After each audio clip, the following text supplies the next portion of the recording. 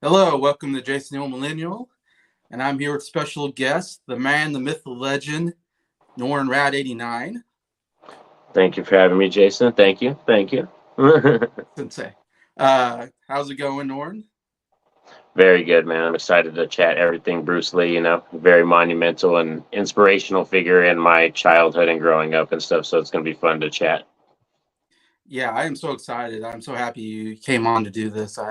I don't know how many Bruce Lee fans there are in the community that we're in, but uh, one day on your videos you showed this, and Yeah. I was like, first of all, I have to buy that. I was When I saw that, that's what I commented. I think on your video, I said I have to buy the Yeah. uh, the Bruce Lee Criterion Collection, and then I was like, I gotta talk to Norm about Bruce Lee. I don't know how many people are Bruce Lee fans, so I was like, yeah, I got to get him on and let's chat some Bruce Lee. Yeah. It'll Um, be fun to enlighten people. We'll get to enlighten them about his career and how he, like you said, he was here for a very short period of time on our earth. Rest in peace. But he like brushed shoulders with so many people and touched so many lives. And I think that's what's really cool. oh yeah, I mean, he is the biggest figure in martial arts or kung fu history, of whatever you want to call it. I mean, he is the goat. I mean, he's the Michael Jordan of Yeah. of kung fu cinema. I mean, he's number one, and I don't think anybody's ever going to take that spot. Even though, I mean, I would say I'm like maybe a bigger Jackie Chan fan, only because Jackie Chan made more movies, That's and true. I followed his career, my life as well, and so like I'm a big Jackie Chan fan as well. But I mean, Bruce Lee's, we wouldn't have what we have today without Bruce Lee. I would say, he definitely, especially in America, I don't think kung fu cinema was a thing until Bruce Lee came along, and then we started watching it in America, I think. Yeah, I think that's what was important. That Enter the Dragon was like that first film where it was like a Hong Kong production company and an American production company got Yeah. together, put their forces together and created this movie that actually was a great inspiration for a lot of martial arts games too, like, Uh, Mortal Kombat and like all yeah, those kind of things and Virtual Fighter. There's a lot of characters that are inspired by those people from those movies. that's very true. That it's a, yeah, because you have, you know, I watch a lot of, like, I know I'm guessing you're a fan of other kung fu movies and martial arts and all Yeah. that. And, I watch a lot of, they're a police officer maybe or whatever going after somebody. Uh, and then you have the tournament style, which Jean-Claude Van Damme kind of did a lot of that, where Yeah, it's Bloodsport was great. one-on-one fighting, or you got the, yeah, you're attacked by a gang of 10 or 5 or whatever, and you have to fight them off, So, but yeah, that definitely brought that in, Enter the Dragon. Um, if I go a little bit over the bio of Bruce Lee, if anybody knows, and again, I didn't write any of this down, so I'm kind of going off to the top of my head. Hopefully, I can Okay. remember things. Norn maybe will remember them as well. So he was born in 1940 in San Francisco, USA. So he was actually born in America, which is kind of a very interesting, thing. So I'm like, he's not only most famous Chinese person, he's like the most famous Californian in some ways. Uh, yeah, yeah. And so I don't know exactly what it is. 1940. So I mean, you're talking about World War II was going on, and Japan was invading China at the time.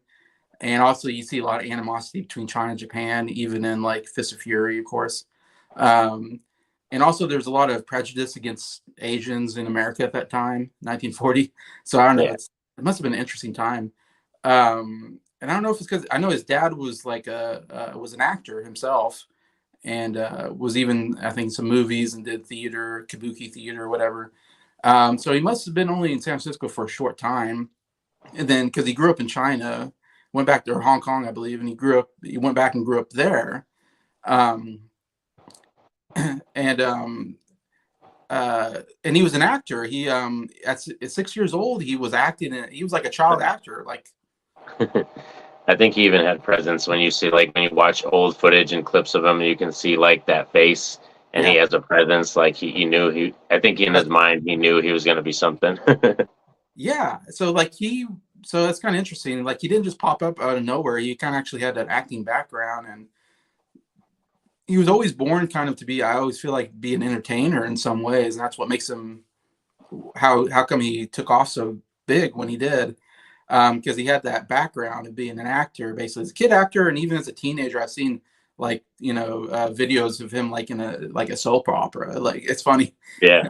He's sitting there stoic, and it's a soap opera, and like I only think Yeah, of he it. did dramatic roles, and he Yeah, was very fond of comedy too. Like a lot of people that talk about him said he was like a comedian. He was really yeah, funny. yeah. I know you wouldn't think. You just think about him, beating people up, but so he had like this acting background. It was kind of interesting. He was in a lot of movies and all that, and so that definitely helped him later on. I think when he became a big star, he already had that behind him. He was also, I think it was like when he's 16 or something. I don't know. I think it was 1957 or something like that. He was the Hong Kong Cha Cha champion or something like that. So he was also a dance champion on top of it, uh, which makes sense because I think kung fu and dancing kind of go together because of athleticism, movement, flexibility, all those kind of things. Uh, Yeah. Plus, especially when you're doing choreography, it's almost like a dance, anyways. You kick here, I hit here, I dodge, that kind of stuff. Hmm. Um, he also, it was interesting, like from what I was, yeah, watching a lot of documentaries on him recently, and it was like, he got in a lot of street fights. It was like on rooftops, like he'd get on rooftop fights or something like that. And I don't know if that was just a normal thing at the time, but uh, I guess it's because his name, like, once he started becoming like more and more known, his name spread, and then it was like people wanted to people challenge him. maybe that was, yeah. He got trained by a guy named Yip Man, or we call Ip Man. Yeah. They made 5 Ip Man movies, I think, uh, based on Bruce Lee's teacher, played by Donnie Yen. And yeah, so he taught him Wing Chun, which I think we say Kung Fu is. I don't know if that's just an American term to talk about all Chinese martial arts, but in China, there's like 100 different types of like styles, I think. Yeah, it's kind of like different dialects for like speaking, you know what I mean? There's just little nuanced things that they did to make their styles their own. And Yeah, then especially when they had their own dojo, they would like to name it and everything. yeah. So, and his teacher was Wing Chun, I believe, and I've heard that name quite a bit. I think a lot of martial artists come from Wing Chun or something like that. But I was just seeing something today about like, yeah, so he would have like fights with students from other dojos. They would go and have these fights and stuff. And so and so he beat up a kid who ended up being like the son of a police officer in the area. So he was like in trouble. So the family in 1959, the family was like, all right, we're gonna send you back to America, because you just get in a lot of trouble. And so they sent him to Seattle, Washington. And I suppose because he was born in America, maybe it was easy for him to get like a passport and all that to get to America, because maybe he's an American citizen already because of that. And so he ended up in Seattle. And I got Josh here. Hey, Josh. Eh, So he's in Seattle, and there he, of course, first began by just being a dishwasher and all this. And then he started teaching kung fu because I don't think anybody was teaching kung fu in America. So that was like a big market, I'm sure. Like especially because it was like taboo to teach kung fu to non-Chinese. Uh, Yeah, you weren't supposed to do that, and so, but I don't know, he didn't care, and I'm sure he got a bunch of students that way because he was probably the only person in town doing that, and so and he was a really good teacher, I think, and he really had a really good he developed a really good uh, dojo, whatever you want to call it. yeah, Um, that's even how he met like his wife. That's how he met his wife through that. So I think it was very important for him, and he was always eager to teach people. Like it yeah, seems like that when you hear interviews with him and stuff. yeah, I think he would have been happy just being a teacher and not being a movie star. I've heard that before. Like his passion was teaching, I think, more than even being in the movies, which came. But yeah, I met his wife Linda, and they got married, which was again pretty taboo at the time to have an interracial marriage. Yeah, That didn't happen a lot. So it's very interesting. A lot of stuff about Bruce Lee. But yeah, and this was about 1964. And I'm guessing they moved to, because I was reading or I was watching a documentary, and he had a studio, or yeah, a Kung Fu whatever dojo studio in Oakland, California. And so I'm guessing they must have moved to Oakland. And these Chinese people, elders, were like, "You can't teach kung fu," and they basically like, "We're gonna have a throwdown," and Bruce Lee like, "All right, bring it on, like, give me your guy and we'll throw down." And so it was weird because it's like out of the movie, like it doesn't seem real, but Linda was there and Linda said it happened, so I was like, I guess it happened, because it's so strange, the idea that like we're gonna have a fight, and if it's a movie, we're gonna fight, and if we win, you can't teach anymore, and Yeah. uh I if you think win. that's because like every fight that's been filmed of his is pretty much a choreographed or a movie thing. Like I think there's only maybe two shots or footage, you know what I mean, or films of him actually doing real fights at competitions. They didn't really film him that much, so it's very rare. So a lot of the stuff you hear about his real fights is all by word of mouth of people who were Yeah, there, they experienced it, kind of thing.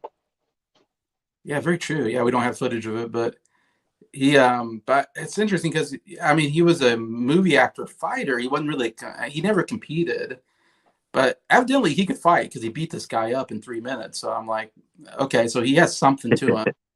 He could fight if he needed to.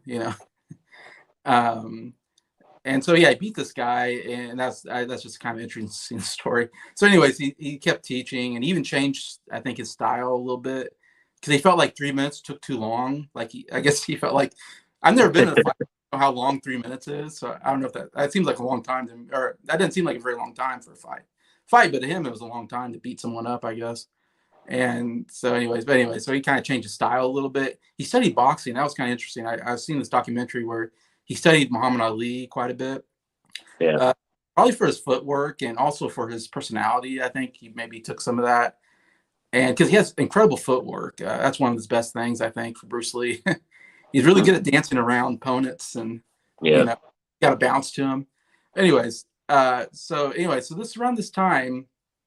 Oh, he went around. He started doing demonstrations at different places, and he would do these crazy things. Like the famous thing is like the 1 inch punch, I think, where the guy would stand there and he would just not even hit it. He wouldn't. You'd only have just barely any room to punch him, and the guy would go sprawling backwards on a chair like he got hit really hard.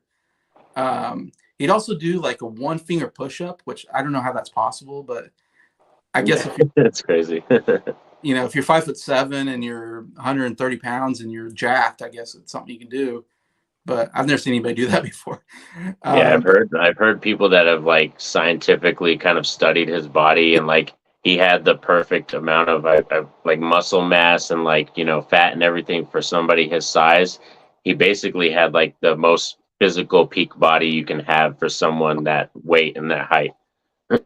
absolutely, he was like jacked for and small guy, 5'7". That's pretty small and light, but man, yeah, he had a bodybuilder kind of body for that type or something. It was crazy. You can see all the muscles everywhere, just Yeah. bulging. Oh man. But yeah, so he's doing that, and then somebody from Hollywood or whatever saw him and was like intrigued and was like, "Hey, we could use you, and uh, in Hollywood or whatever." And so they brought him on and interviewed him and stuff. And then he ended up getting a role on the Green Hornet as Kato, I believe it is, the driver of a Green Hornet, He which was I've never. always masked in the show, but we all knew who it was. Like y'all could tell. Like when you see the body and the movement and what he does, you can tell it's Bruce Lee. Yeah, so that's kind of how he got his start here in America, or how he got kind of starting in the industry in this time period. And I've never seen an episode. I've just seen clips of the show because it only lasted like 1 year, so it must have not been very successful, I guess, because it only lasted one season. Yeah, But it's too bad because I mean, I would, man, I would have loved that as a kid. I would have been. yeah, that would have been cool. Yeah. he did that for a year or whatever. That went away. He then was trying to develop a show uh, based on kung fu, basically, and it went all the way. And then they decided that they couldn't have a Chinese person as the lead, uh, and so they got David Carradine to play a Chinese person who is not Chinese at all No. in the TV show called Kung Fu. Anyway, so that was a big disappointment for Bruce Lee because he kind of helped try to develop that show and everything. Anyway, so he had some disappointments there. So he ended up going back to China, and they wanted him because he was getting big. They got him to come back to China to make a movie.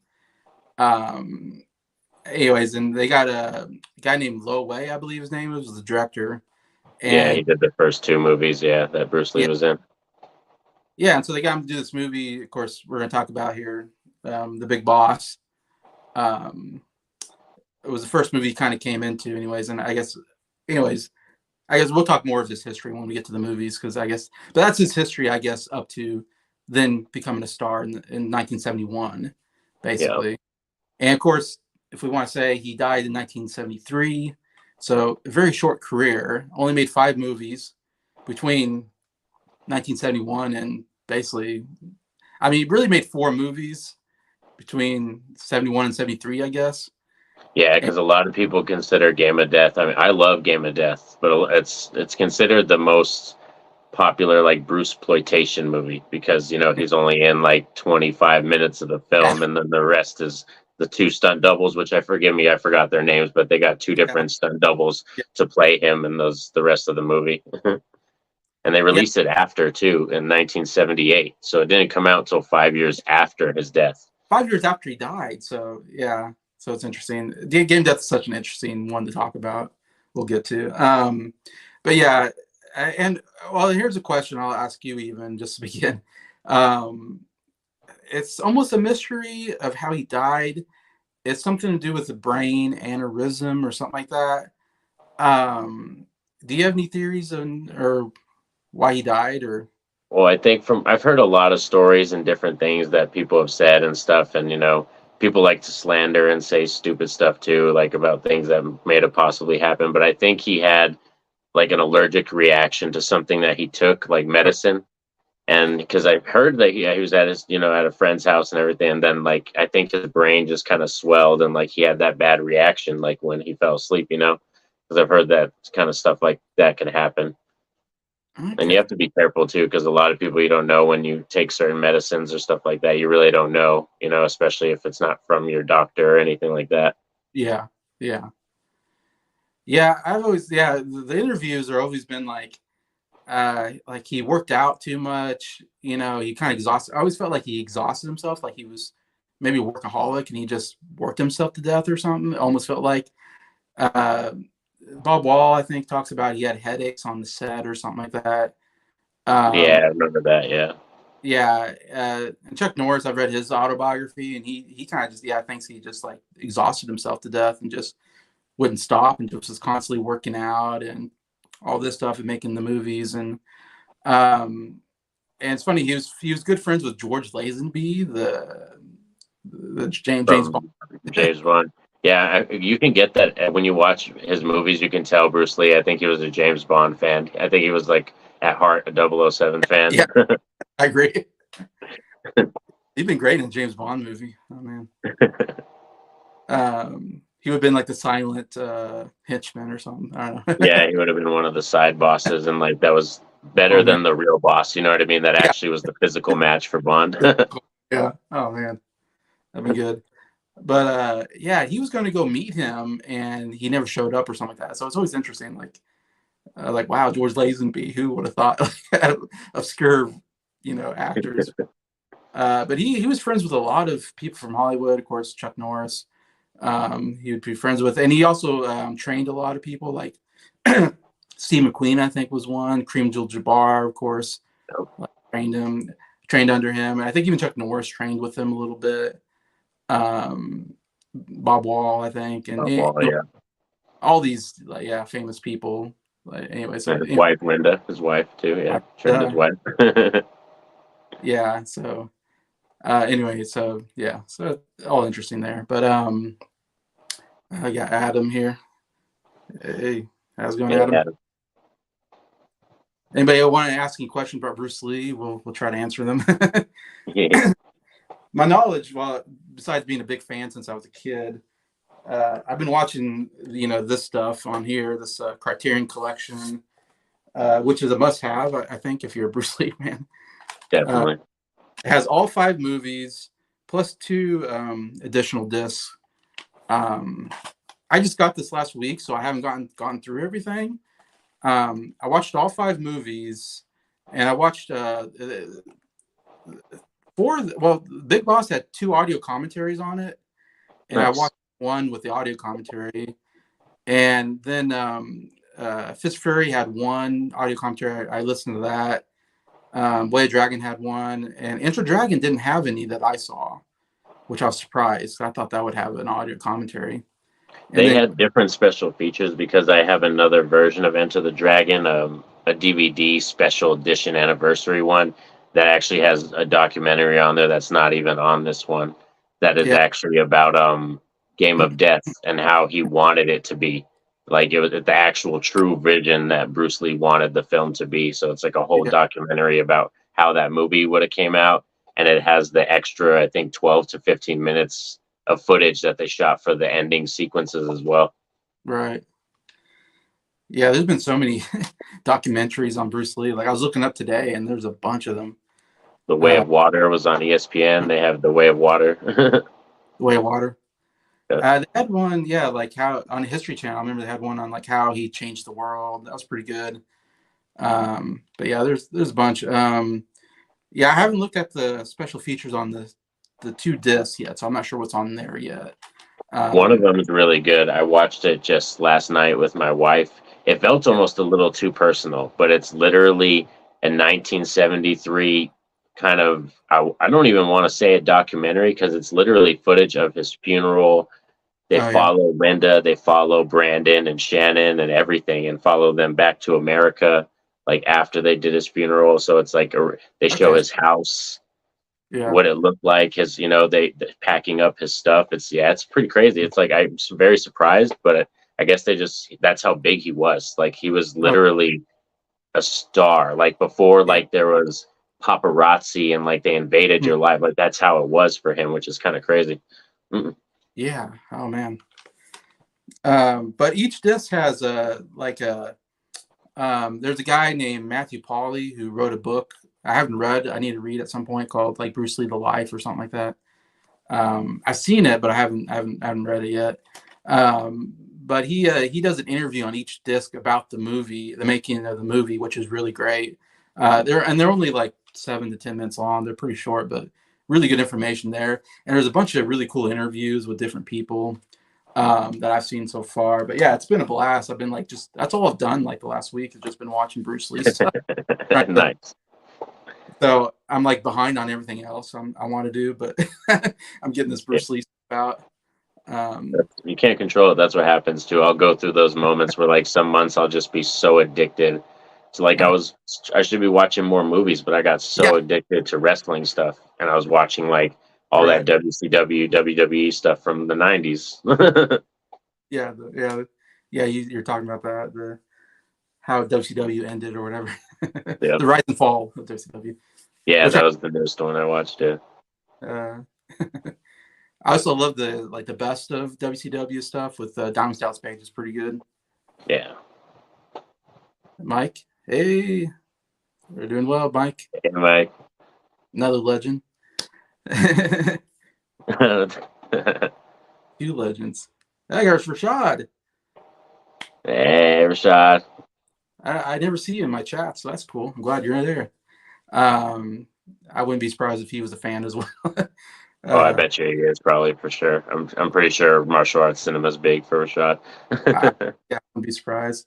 Anyways, so I was going to kick it to you, Norn, to talk about like when did you become a fan of Bruce Lee, and what are your thoughts on Bruce Lee, I guess.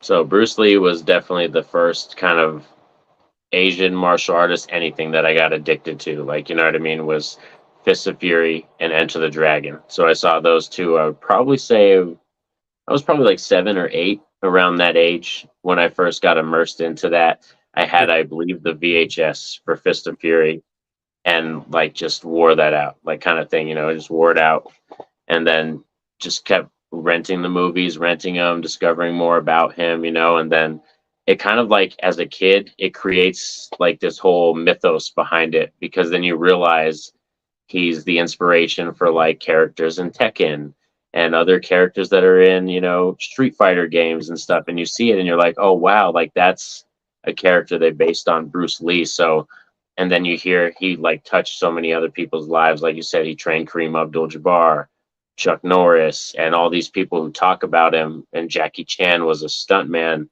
for Yeah. Bruce Lee. So Jackie Chan's always talking about high respect from Bruce Lee because he was there, taking the punches from him a lot of times because he was the stuntman.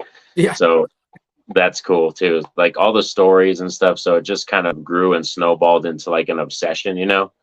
And then when I read, I believe it was his book that he did on Jeet Kune Do, and it was more about Bruce Lee's philosophy. It wasn't so much about training you.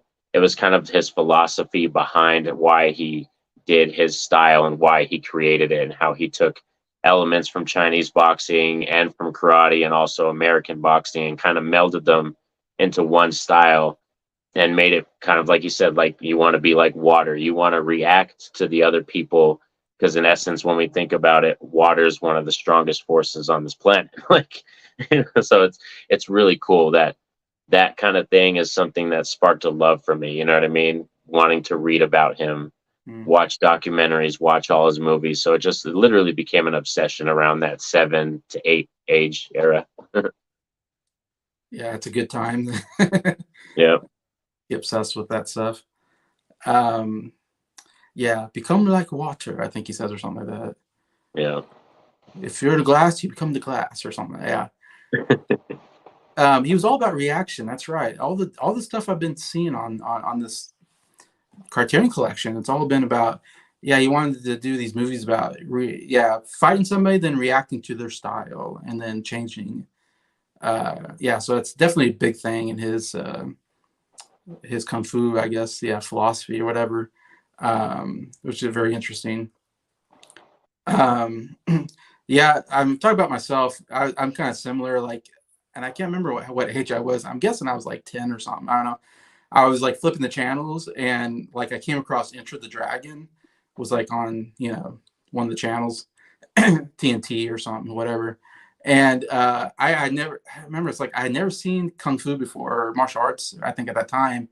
And so it was just blew my mind. I was watching it and I was like, who is this guy? This guy's amazing. Like I was just spellbound by what I was seeing. And it's like, I don't know, it was a typical boy, probably. Like anytime I saw people fighting, like I had to watch the movie. Like I was obsessed with all fighting, all shooting. If people shooting each other, I would flip the channels, and if someone was shooting somebody, I'd be like, I'm watching this now, because like, Yeah.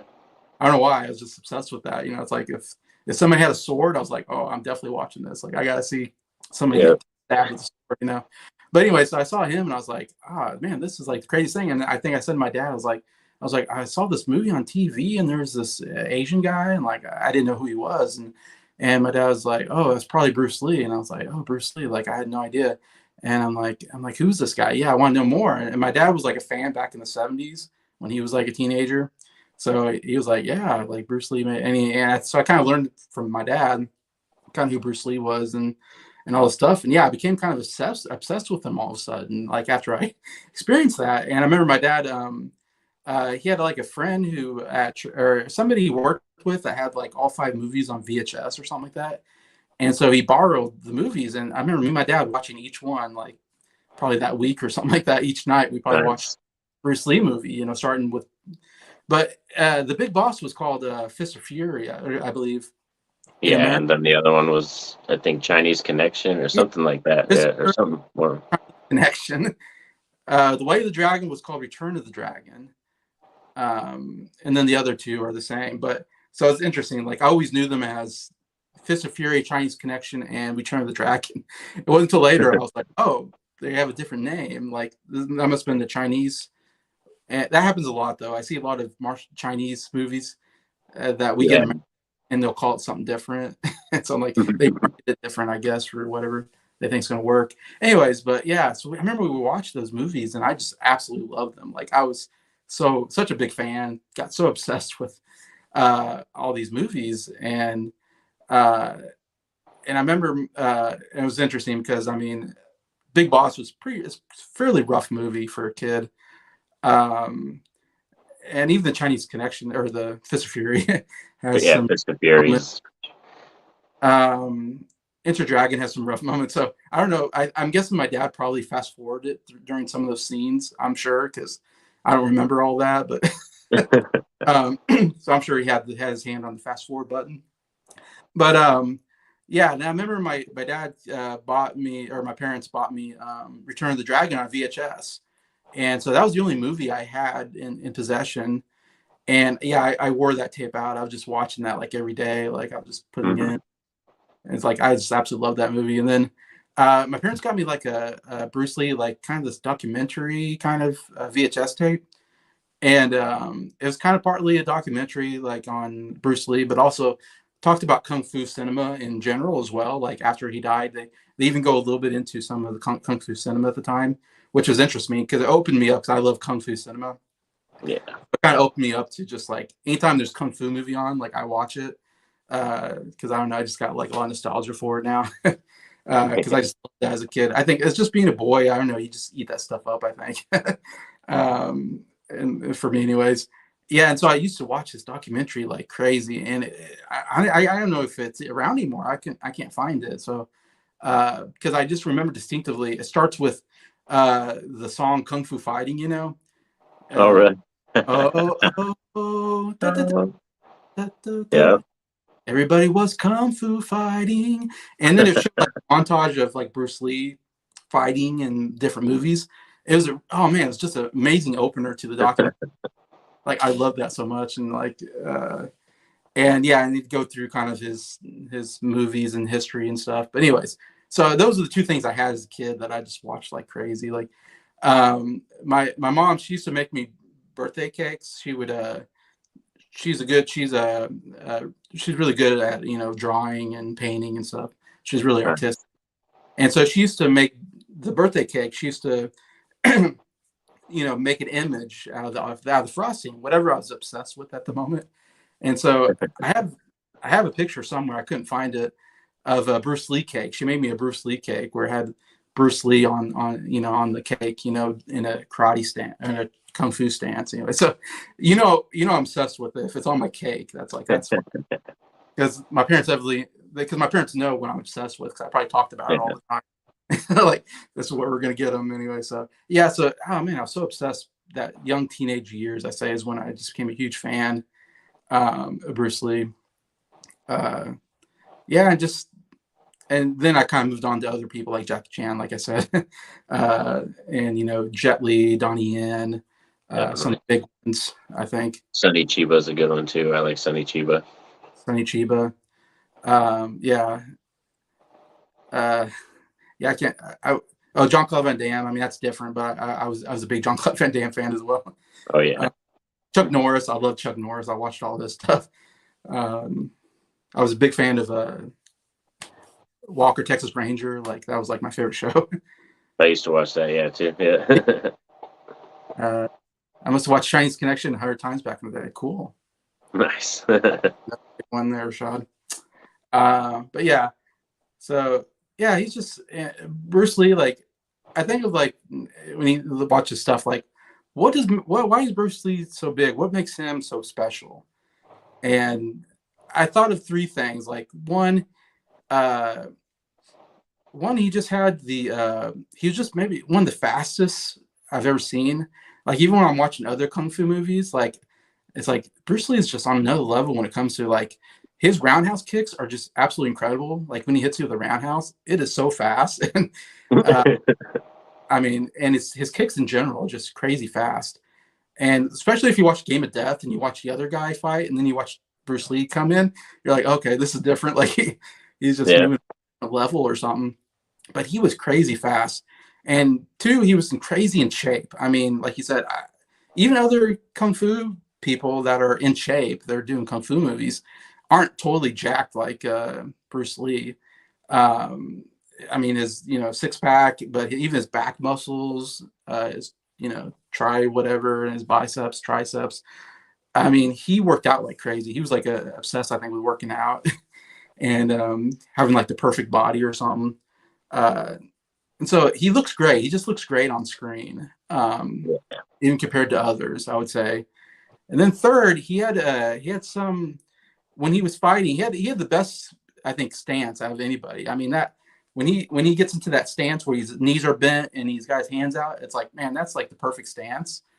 Uh, and he also was great, like just and he would play for the camp. I mean, he just had a great I want to say charisma or because sometimes he would play with, he would smile or he'd wink or he would kind of bounce around maybe, and he would He had like that. He had like a it factor kind of thing yeah, that you can't really teach it. It's just something that's there. like he was just an entertainer, I think, in some ways. Like I said, his acting and his dancing background, I don't know, he just knew how to entertain. Like, you got stuff like, you know, licking your own blood. Like, I don't know, I always thought that was kind of cool. Like, and he would he would do this thing with his nose a lot. Yeah, Um, he'd like just like kind of.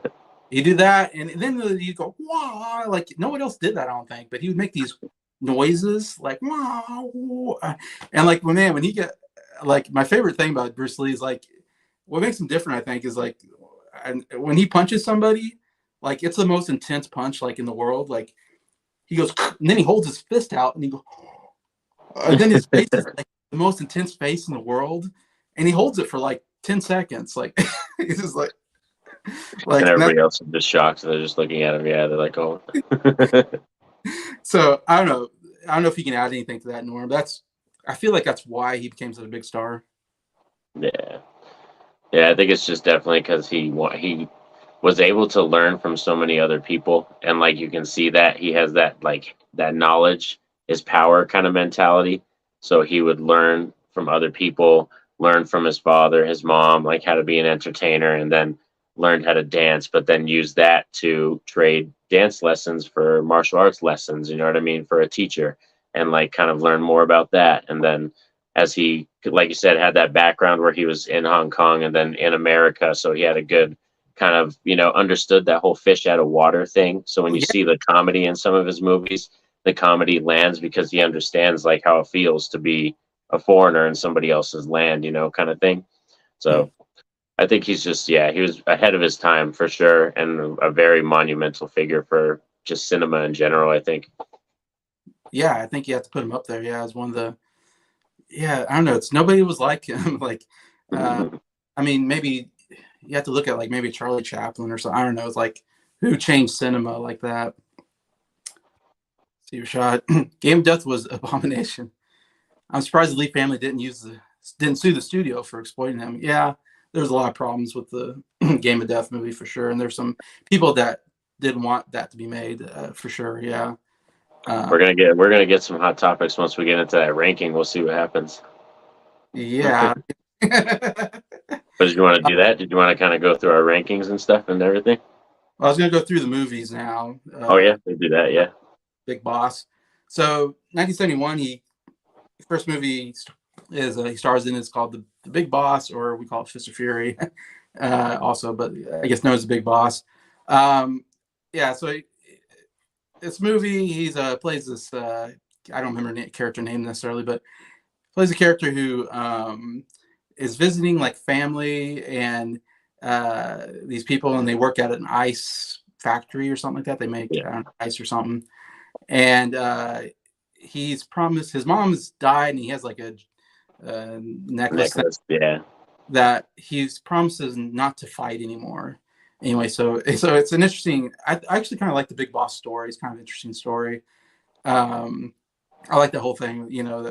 I guess that happens probably a lot. Like I promise not to fight anymore, but of course he's gonna be fighting. He has to break that promise. So he goes to this ice house. There's the boss is like I think a drug lord or something, Yeah, and they smuggle drugs on the ice. Yeah, that's what happened. Yeah. so and everybody that works for him are thugs, and part of this criminal syndicate. Anyways, workers go missing. They don't come back home.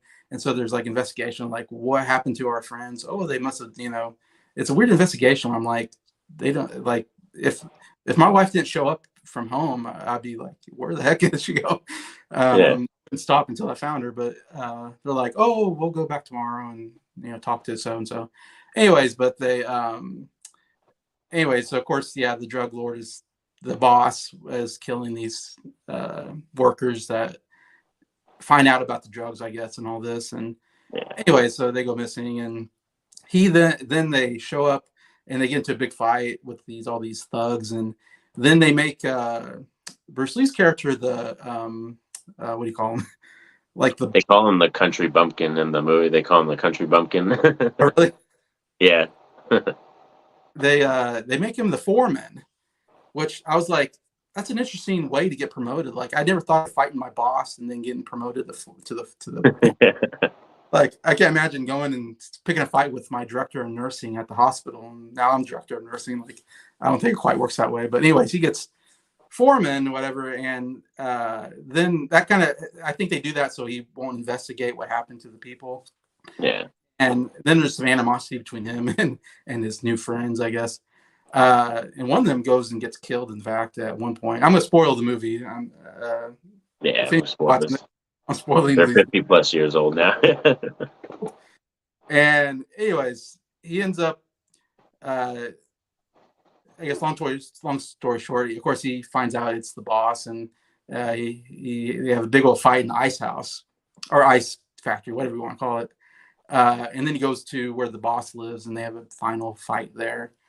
Anyways, to get kind of, I don't know if you want to call it revenge, but yeah, he breaks his promise, of course, once, because someone kicks him and he breaks the necklace, and so that's like, okay. Yeah, it's like the symbol, yeah.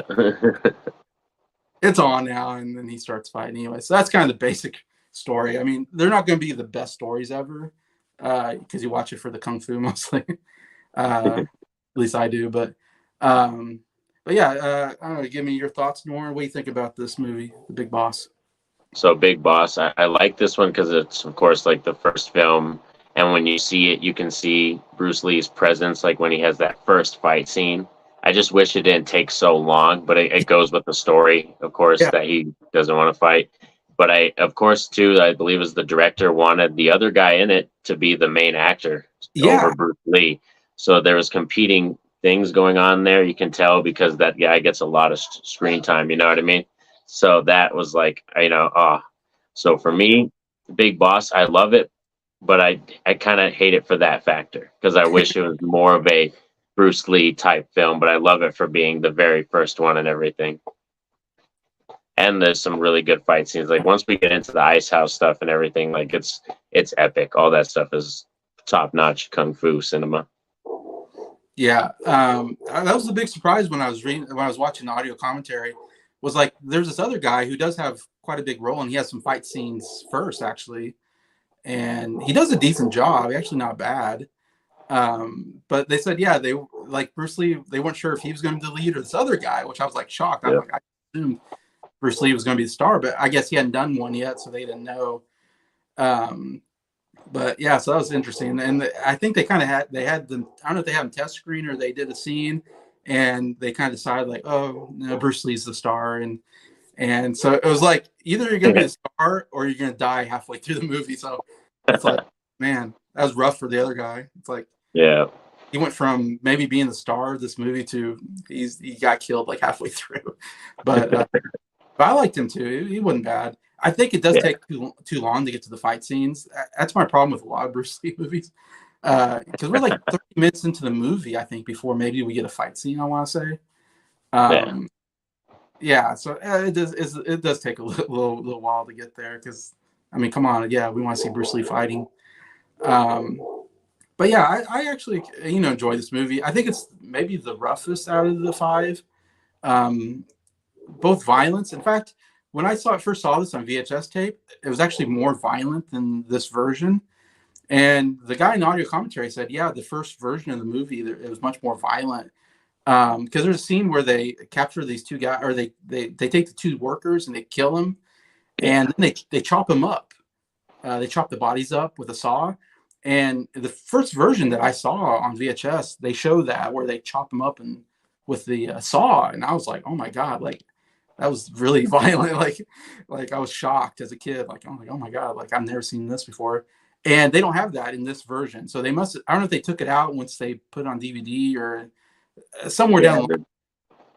They yeah, decided. there's been multiple versions, like you said, of the movies, and they've been cut so much now. Even Game of Death too. Like there's footage missing from that one too. Yeah, so at some point they just said, you know what, let's edit this down. It's a little too violent.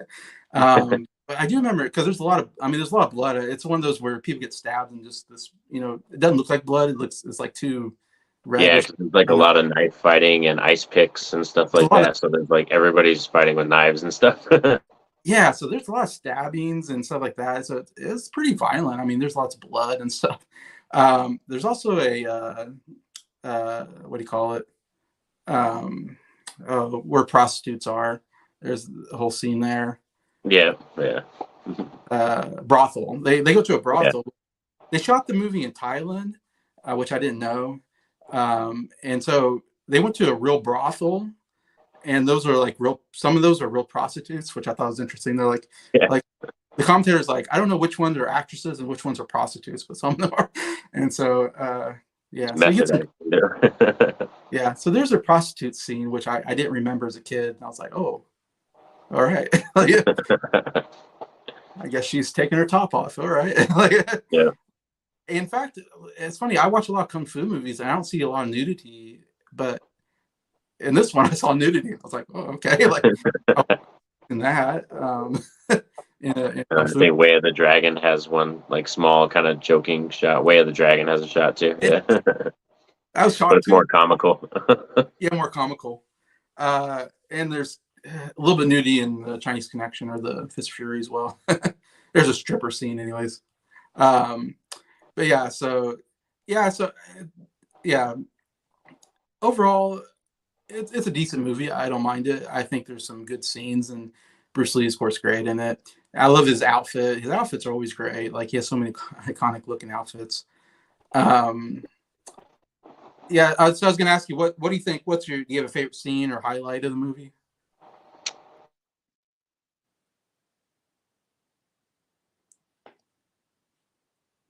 Oh, Norin, I think you froze up on me. Let's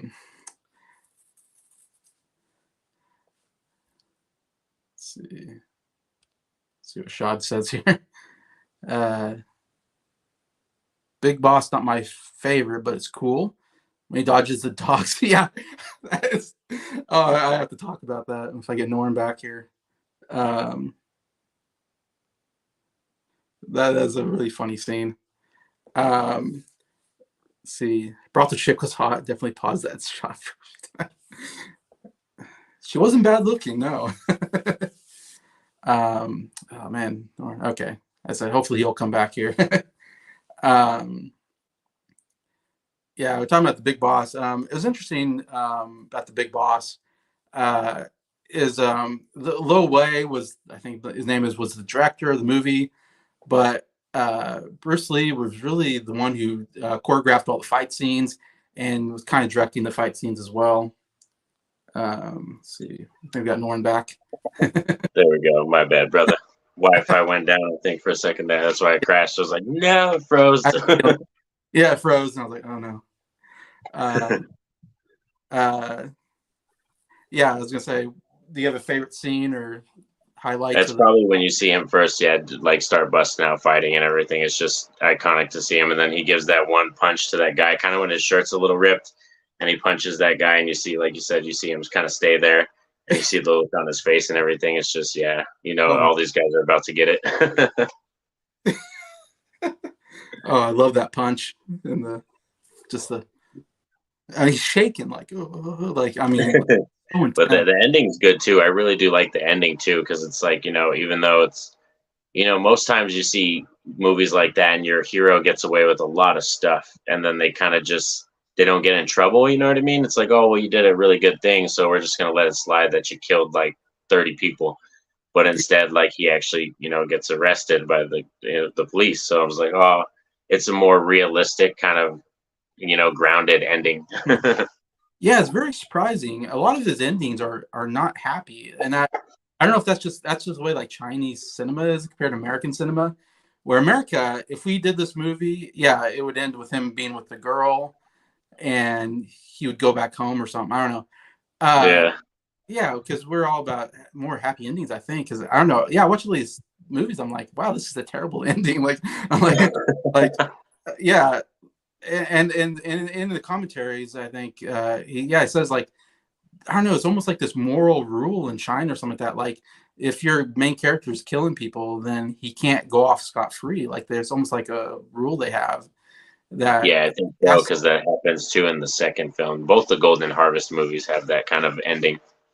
yeah, yeah, he gets arrested at the end, and you're like, what is going on? Like, it's so confusing when you watch as American. You're like, this doesn't make sense.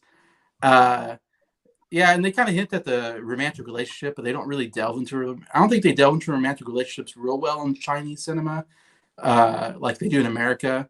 I think we're all about the love interest and stuff like that. Yeah. Uh, so that's a little jarring as American to go, why didn't they hook up? Uh, kind of thing. And but yeah, that was interesting. Yeah, it's like getting arrested. I'm like, the guy just, he's defending himself basically from these thugs. Yeah. Like, but anyways, and he's a hero. Um, okay, here's something Rashad said that I think is kind of funny. That I wanted to bring up. It says Big Boss not my favorite, but it's cool when he dodges the dogs that they fly right by him.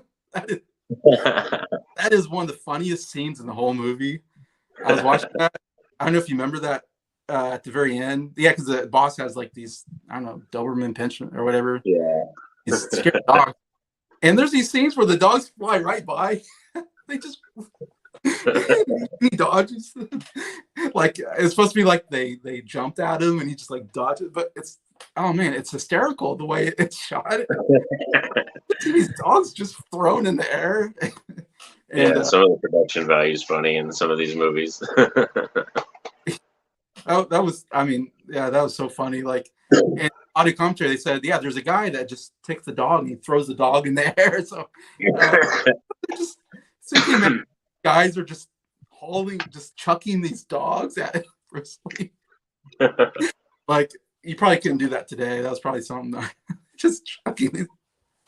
I don't know. The other scene that makes me laugh is they're fighting at I forget why he's investigating this, what happened to these guys, and he finds like blood and stuff, so he knows something happened.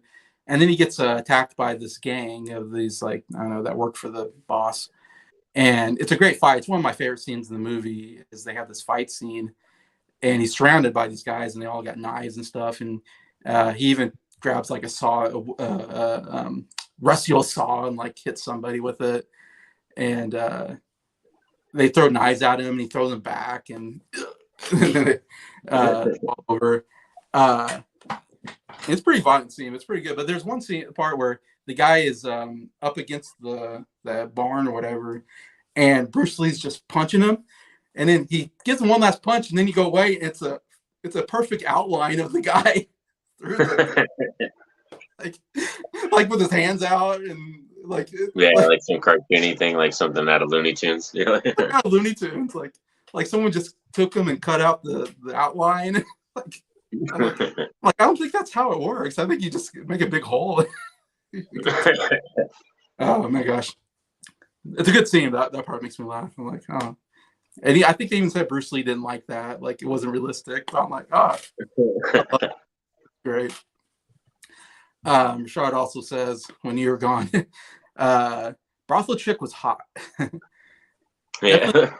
Shot a few times. Yes, I was. She was good looking. Yes.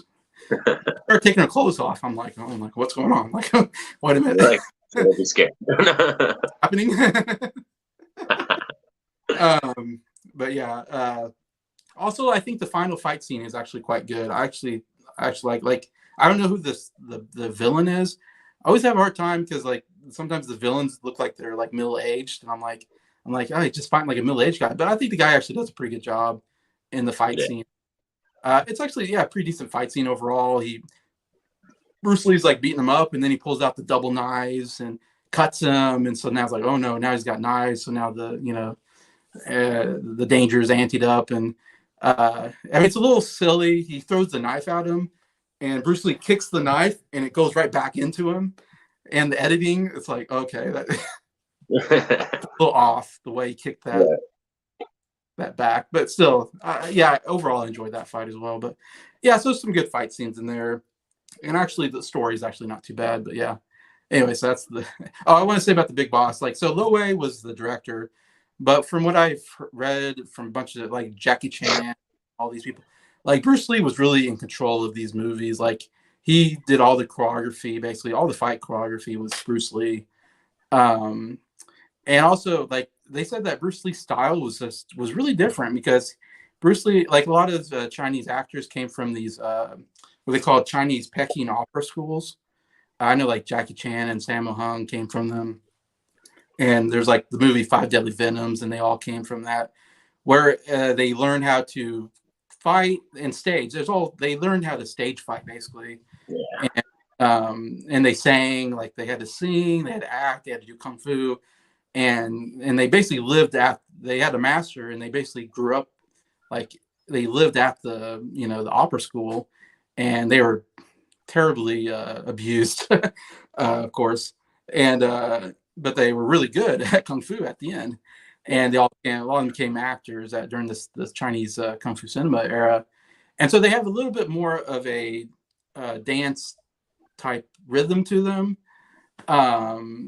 But Bruce Lee didn't grow up in a Chinese opera school or whatever. He grew up on street fighting, so his style was more street fighting. That's what the audio commentary said, and I thought that was kind of interesting. I was like, oh, okay, that's what kind of made him different. I mean, he was, like I said, like when you watch Jackie Chan. Jackie Chan's all about dodging, kicking, punching, and then running over here, doing this, running over here, doing this. Bruce Lee, he got you with one punch. I mean, he punched you one time and you're out, or kick you one time, and he would pause and hold the punches and and stuff like that. And so I thought that was kind of interesting. Like, okay, so this is something I don't think it was really seen at the time. That kind of style that they call more of like a street fighting style, I guess. Yeah. So it's a little more tense. It's not quite like I would say like my only.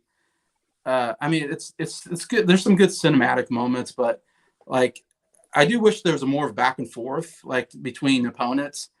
There's too many times where a guy will run up to Bruce Lee and he just runs up and then boom gets kicked. I'm like, what was that guy doing? What was he thinking about? Like he just ran up, like he didn't try to dodge, he didn't try to block, he didn't try to punch. He just runs up and boom gets kicked, and it's like, okay, like I would love a little more of like a, he punches and then he punches and he punches. Competition and stuff. You wanted more competition from, yeah. Like he doesn't have competition. Like he just kicks and punches guys and they just fly everywhere. Like that would be my only major criticism Bruce Lee movies. Like obviously you get some better fights, later on with Chuck Norris and stuff, but that's what I love about Jackie Chan movies is he usually doesn't dominate right away. He's usually, trying to escape and all this stuff, and he's usually bumping his head on things, and yeah. Anyways, there's more comedy in his stuff, but anyway, so yeah, I think that's what I want to say about the Big Boss. So next movie, I don't have the dates on my mind, but he must have done this pretty quickly. Is the Fist of Fury / Chinese Connection, again directed by Lo Wei. Though, like I said, I heard that like Lo Wei was like Bruce Lee was getting like frustrated with them. Was like basically like get out of my way and let me do it, like. So I feel like the movies were almost more directed by Bruce Lee than Lo Wei. Like he was just he was just there in name and just or Bruce Lee was really in charge of these movies. And I think Lo Wei was like, sure, go ahead. Like I'm making millions of dollars here or whatever off these BruceLee movies, And I think that's why Bruce Lee went off and stopped, did his own directing, I think. 'Cause I think he was tired of working with other directors and stuff. But anyways. So Fist of Fury, they broke the box office too. Like Fist of Fury, Big Boss did, and then Fist of Fury set the record. That's right. Yeah, that's a good point. Big Boss, did crazy numbers in China, I guess. Yeah, broke the box office record. Yeah, it made him an instant star. And then the next movie, yeah, broke the record again. I mean, that's how big a star he was in Chinese cinema. Yeah, huge. He's the biggest star in China at this point. But yeah, so the Chinese Connection is a movie about his master is killed before the movie even starts, basically, and they're having the funeral, and he's like super like sad and really upset. Some of the best acting from Bruce Lee, I think, is in this film. This is some of his best acting, I think, by far in this film. I agree. I totally agree. This is his best acting of the 5 movies. Biggest range maybe he's had as an actor. Yeah. But yeah, it's very tense. And yeah, so then there's the whole thing is there's this Japanese. Are they in China or Japan? Are they in Japan? I can't remember now. I think, yeah, they are. And then the Japan school is taking over the other schools, and they're just like slowly, like, it's all Japanese dojos now. Yeah, but yeah, they're like the main villains, and they have that one kind of snarky little, really kind of skinny guy that comes into. I forgot what his name was. But he's in a lot of the movies. Yeah. Yeah, he's in this, and he's in The Way of the Dragon. Yeah, he's great. Yeah. Kind of a comedic actor, I think. It's just. Yeah, he's like that funny little annoying side boss that's good for the. He's always kind of like the interpreter of the bad guy or the messenger of the bad guy. Yeah, he's really a coward, but yeah. And so the Japanese school comes to them after their master has died, and then they give him a sign that says "Sick Man of Asia," like a big insult. And of course, Bruce Lee's like ready to kill him right now. He's like, I'm ready to go. Like, I love like when he slaps him on the face. I'm like, man, you're dead. Like Bruce Lee's gonna kill you. Like, like you don't mess with Bruce Lee. Anyway, so they insult them, and then they go back. And so and the guy that's like kind of in control is like, let's not retaliate. Let's be peaceful. And of course, Bruce Lee's like, no, I'm gonna wreck him. And so he goes over to the Japanese school and just wrecks everybody, like every single student. He just pummels everybody. He even brings out the nunchucks. First time we've seen nunchucks. Yep, that's the first time we ever see it. Yeah. Which I think The Big Boss is like the only movie that doesn't have nunchucks. But Bruce Lee's like a master of nunchucks. That's like synonymous with Bruce Lee nunchucks. He makes them look cool. I don't know if anybody else did nunchucks like that, but he made them look really cool. But he goes over there, beats them up. So now they're upset. So then they go over and they beat the Chinese people up at their school while Bruce Lee's not there. And so he comes back and it's like, oh, they came back and attacked us. And so then he finds out like there's some people in the school that poisoned the master, I believe, and is behind. So he kills them too, the 2 guys that are like the spies for the Japanese school, and hangs them like on a lantern. Yeah. Yeah. And so now there's murder involved. So now the police are investigating. So Bruce Lee's kind of on the run a little bit. And he then goes over and he kills some more. Well, he kills that one guy, the sniveling messenger guy. He then even he goes over there. He pretends to be like one of the best scenes is he pretends to be a phone repairman. The tech operator. That's so good. That's such a great moment. And he's like pretending to be Jerry Lewis. It's so good. Definitely he does a couple different characters in this movie, which, like you said, I think is his best acting work of the 5 movies. He pretends to be the guy that does like the taxi driving, the guys that carry the little things and run with them. Yeah. And he pretends to be like an old guy at one point, I think. Is it? I think so, in that one. Either that or Game of Death. Maybe I'm getting Game of Death mixed up. But anyways, he does a couple different characters, but I love that phone repair guy. So great. He just has this funny smile, and he's just. Anyways, I'm forgetting the story a little bit, but I know at some point, they come and they kill basically murder everybody at the Chinese school at one point. And so now it's really serious. So now he's like, okay, now we're going. And so he goes to the place where there's this the guy that's like the head of the school, I guess. And they bring in this Russian guy. The real guy's name is Bob Baker, I believe. But he Yeah, plays Bob like, Baker. Yeah, that was one of his students too. yeah, one of his students. That's right. Yeah. And he's like this big Russian guy that is visiting because he's in trouble or something in Russia. And so he's visiting them. And so he goes in and of course he starts, killing people. Great scene with the guy with the sword where he kicks the sword up and Yeah. it comes straight down on the guy. So good. I was like, you don't want to attack. I always said, like, you don't want to attack Bruce Lee with a weapon because that weapon's going to be on you, like, yeah. if you come with him with a knife or sword, you're going to get stabbed with that sword or knife. Like, it's not going to go well for you in the end. But yeah, so then he goes into this, like, I don't know, wherever their, I guess, school is. And so then the Bob Baker guy comes out and they have like a 1-to-1 fight and kills him basically. And then he goes after the main bad guy, I guess, and who has a sword, and they have this nunchuck sword fight in one of the great scenes. But anyways, so all that happens, but then I think it's right after that, or maybe I don't know if it's after that, he finds out that they killed everybody in the Chinese school, but the police show up and they're like, if you turn yourself in, like they won't tear down the school. I can't remember. There's some kind of deal done, I think, with the Chinese police. And then you get this iconic shot of him. And again, it's like they're not just going to let it go. It's like they have guns on him. Like they're outside. Oh, yeah.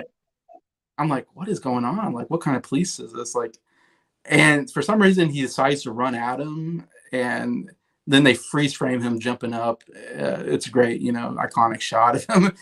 Again, one of the greatest faces of all time. Like he comes out and he's kind of, and he slowly gets angry and he's like gets more intense. Like it's so good. He's so good at getting have that tense face, and then wow, and he like screams and then just runs, and oh my gosh, like so good. Yeah. Anyway, so I think he dies. Like you hear gunshots. Yeah, like, they shoot him. Yeah, I think that's the whole purpose. Is they basically shoot him. Yeah. like they killed the hero. Like what's going on? Like it's a weird thing. Like again, for American cinema, it's like what, you don't kill the main guy. Anyways, sorry. So that's a synopsis. What is your thoughts, Norin, on this movie? I love this one because this is the first one that I ever got introduced to. So like my first, introduction to him when I was a child was this film. And I love, like I said, when you get to that ending fight sequence and stuff like that, and he has to fight, Bob Baker. Like I love the way he looks, like his little, like the straps, and he's got the bow tie and stuff. Like I love that. I think it's kind of cool that he fights. And then the nunchuck scene is fantastic too when he goes to the dojo, because it's just like he shows his dominance, man. He just walks in like it's freaking 30 plus dudes, and he's just like walking in the middle of them like, I don't care.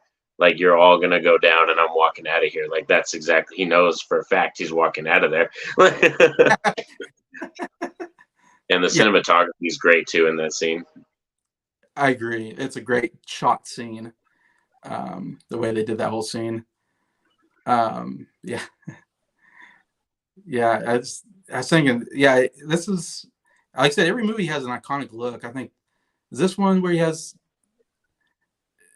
usually he's shirtless because he looks great shirtless. So I don't know if this is one where he's shirtless and he's just got those, pants those black, I think he has just with the white shirt, the white T-shirt, and then the black pants and stuff. Okay. And then I still like the iconic funeral outfit too, like the full-on white outfit, which is for them is different. That's the symbol of death for them. Yeah. So everybody else is in black, but he's wearing a full-on white suit, and like so that I like that shot too.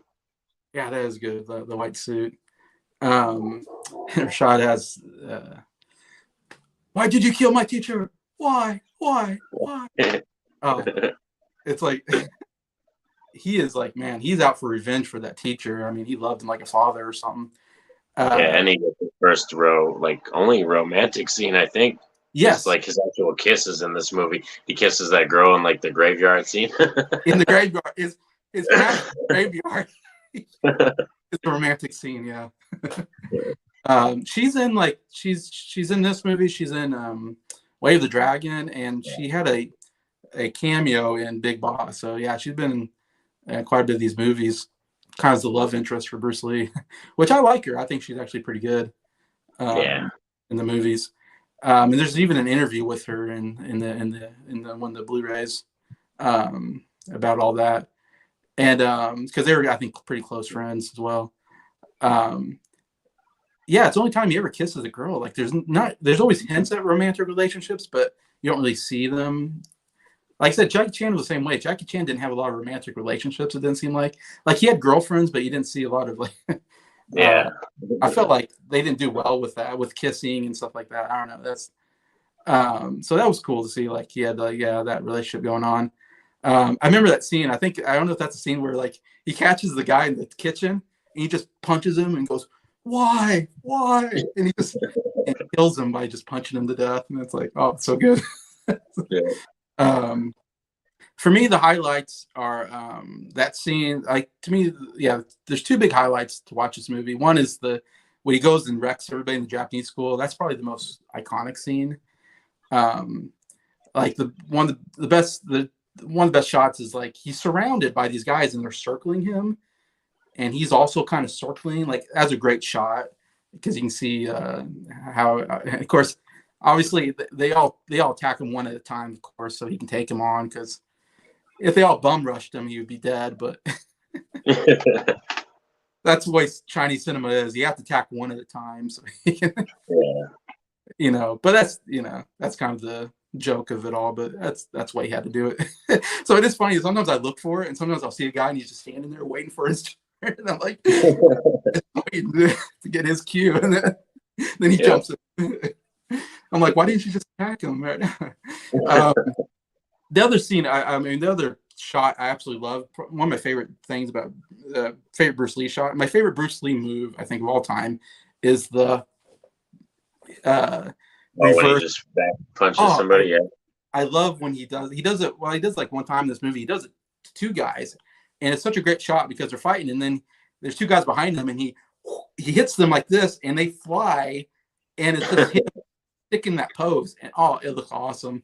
Like, oh my gosh, he just knocked them off their boots with that. And even like if you watch The Lion King, Rafiki, the monkey, at the very end, he does this like kung fu with the hyena. The hyenas, yeah. And he's doing the Bruce Lee like scream, and he's like kicking them like that. And one hyena comes up from behind him, and he goes, wah! And I'm like, that's Bruce Lee, like that's awesome. Like, yeah, I love that move. I like the Bob Baker fight. I think it's not a great fight, like in the sense that he does get some hits on Bruce Lee though, which is, I said, I wish there'd be more back and forth between opponents. So he does get some hits on him, which is good. It makes it a little more, and they build him up a little bit. So it's like, oh, this guy's like, of course he's bigger and all that. And the slow motion of him, kicking him and then cry chopping his neck, like. Yeah, when he's holding him and it's just like, whoosh, and like his reaction's good, like Bob Baker's like, and he just like kind of falls down. Oh man, and then he falls. Also, he fights the boss with the sword, and there's one great shot where he kicks him through the door, and he just goes flying, and he's obviously like on wires. I think that was Jackie Chan. That was Jackie Chan. Yeah, that was Jackie, the one that actually went through the wall. Yeah. Yeah, evidently it was like a dangerous stunt, and so they're like, volunteers who wants to do this stunt, and Jack, like, of course, he's known for stunts, so Jack Chan, I think he wanted to, be, impress, the people, and so he was like, yeah, I'll do the stunt, and so he got that cool stunt.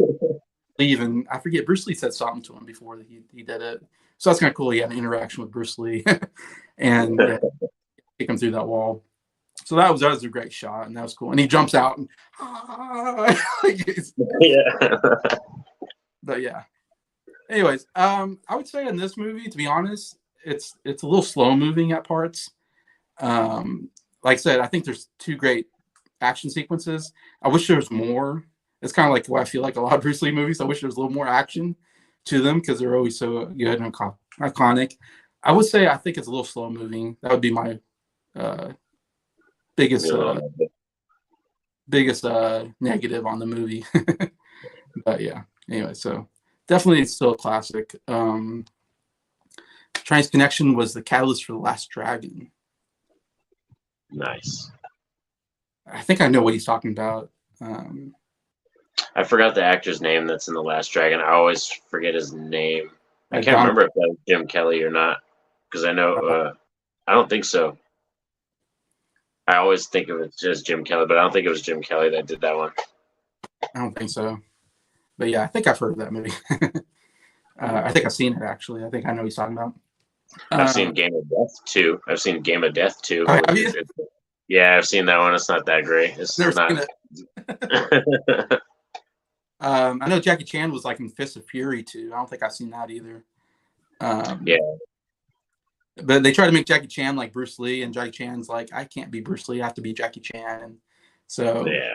they wanted everybody to be Bruce Lee. I think after he died, they wanted everybody to fight like him, and that wasn't, I don't think, the best decision.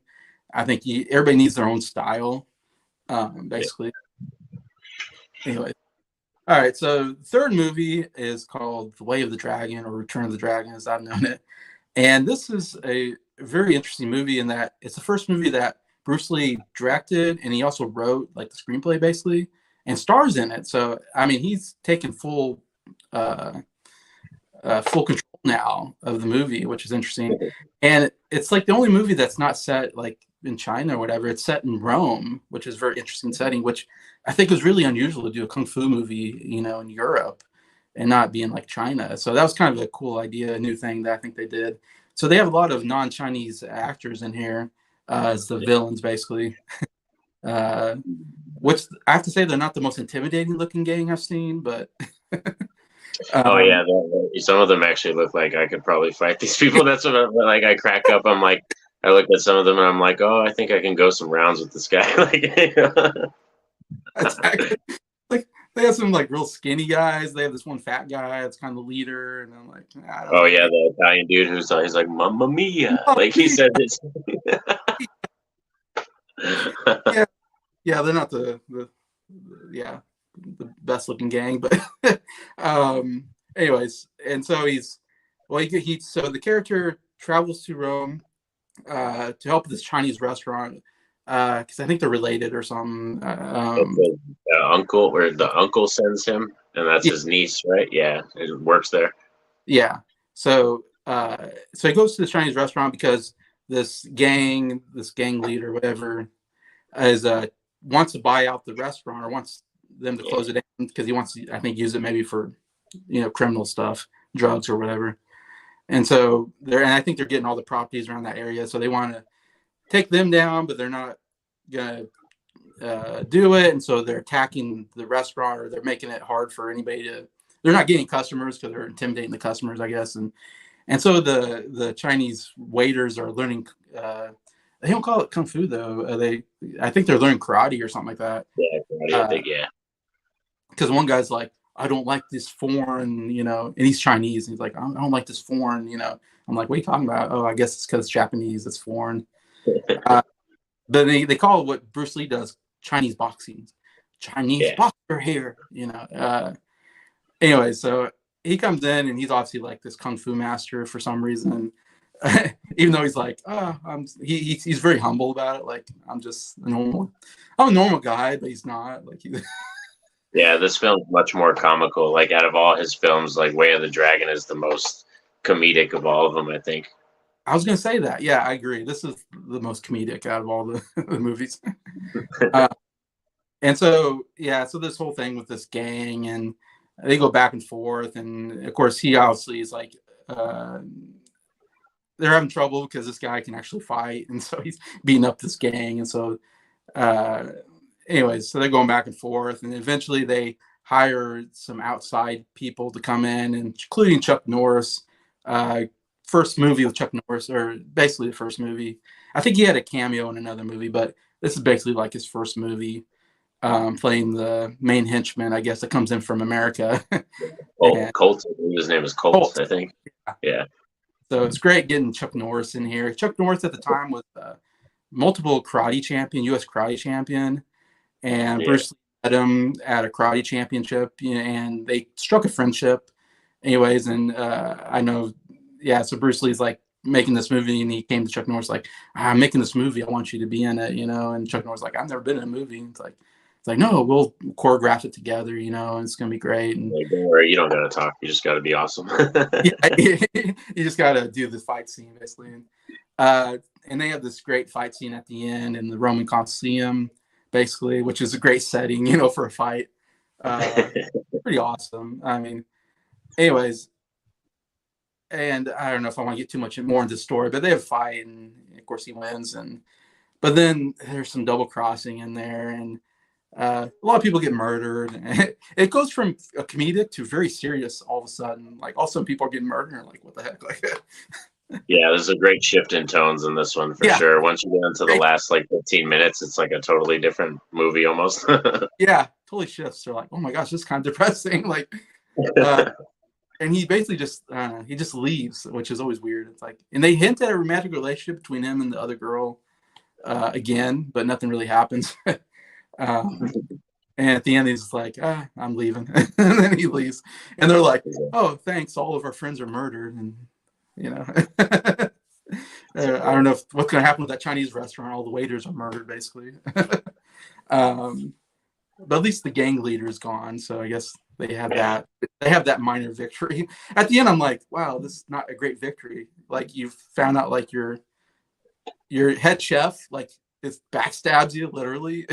Yeah, he's literally the reason. Yeah, it's like what a twist. I was like, I remember first time watching it, I'm like, I did not see that coming. Like nowhere. He's like, oh, I'm the villain. Start stabbing people. I'm like, what the heck? Yeah. Like, that turned real bad real quickly. Like I thought that was a good guy, and then yeah, he does really well because you don't suspect him. They keep him in the background, like, just enough so you don't suspect him at all. No, and he has this. He has like the villain scene where he's like, "It's not my fault; it's his fault," and he starts like this really evil laugh as the guy's dying. He's like laughing at him, and I'm like, "Whoa!" This guy turned into a Batman villain all of a sudden. Like, what happened? But yeah. Anyway, so yeah, The Way of the Dragon. What's your thoughts on this movie? This one, I think that definitely when I first saw this one, I think the tone shift was a great thing for me to have to get used to, because like I'm not used to comedic stuff with Bruce Lee, and it's something I kind of had to warm up to and stuff. But I think it's fascinating that this is probably the most truest Bruce Lee film because it's his personality, it's his writing, directing, So even his wife Linda said this was her favorite film of his because it's the most like his personality. So I find that fascinating about it. The Chuck Norris fight scene is great. There's like some random cat watching them fight. I don't know why. Like, that cat, he's like, I'm going to stay for this. That cat's just like, I'm going to chill. I'm going to watch this. But that, for me, Way of the Dragon's one that I kind of had to warm up to. When I first watched it as a kid, it wasn't one of my all-time favorites or anything like that. And it's like over the years, I've grown to respect it and love it more and more. Okay. Yeah. Yeah, definitely it's a little different, which I like about it. Of course, a lot of Chinese cinema is usually like revenge stories and stuff like that. And yeah, it's very popular. Yep. Yeah. It just made me think of, like, I think it's in Fist of Fury. Like, I think it's when he's fighting Bob Baker. It's like one of the funniest things about Chinese cinema is they love doing the close-ups to right before the scene begins to show like intensity. And yeah. Even that one, like, there's this great, like, and they zoom in and out, like, on Bruce Lee's face, and then they zoom in and out on Bob Baker's face, and then they zoom in and out on the other guy's face before. Anyway, crazy.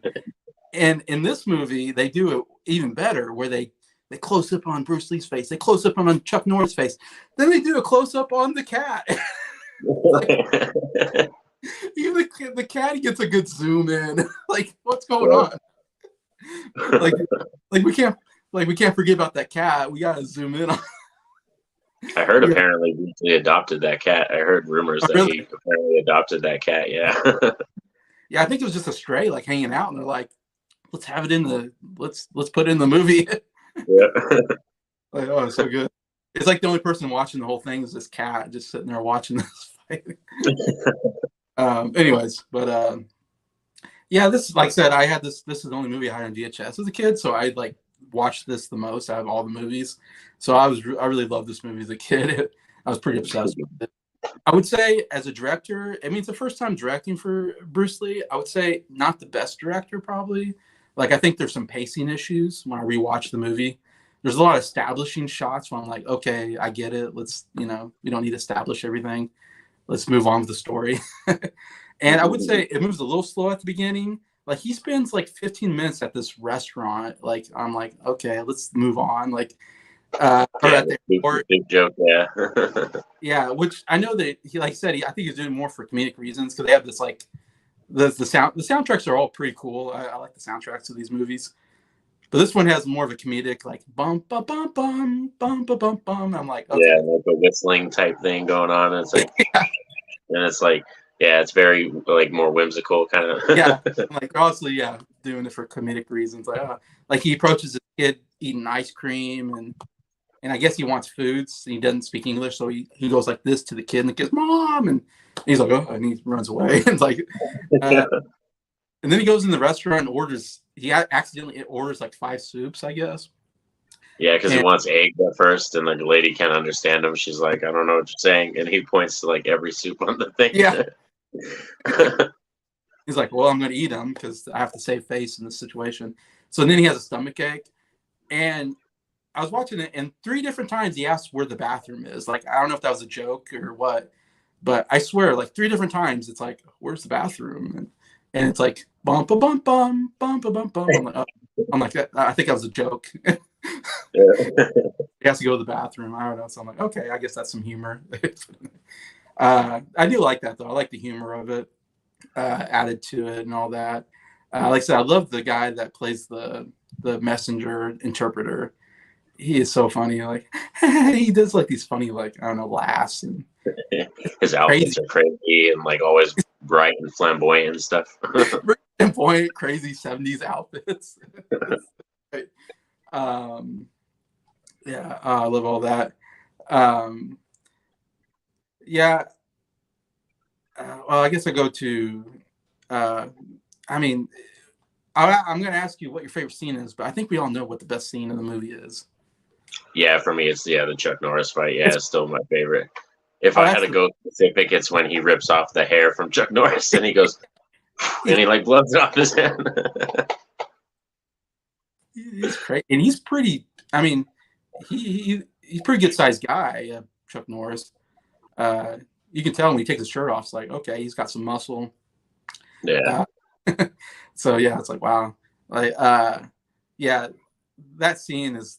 I would say that's my favorite scene of all the Bruce Lee movies. I mean, come on, Chuck Norris. I mean, like I always thought, like if Bruce Lee would have lived longer, we would have had like a Bruce Lee Jackie Chan movie. We would have had a Bruce Lee Jet Li movie, maybe, or like, oh man, I would love to see more collaborations between some of these, greats, and this is one. Tony Jaa does a lot of great stuff too. The Muay Thai fighter, Tony Jaa. Oh, so good. Yeah, so like, I know it's just so crazy to go, man, this is a young Chuck Norris. Like, I've never seen a young Chuck Norris before. I've always seen Chuck Norris weird, and and see him with the sideburns and the just non-shaved face. I mean, it's so good. And it's definitely like the best, like I said, it's the best give and take fight scene I think Bruce Lee's ever done. Because Chuck Norris, like, he's actually beating him up at the beginning. He gets a lot of good, hits in.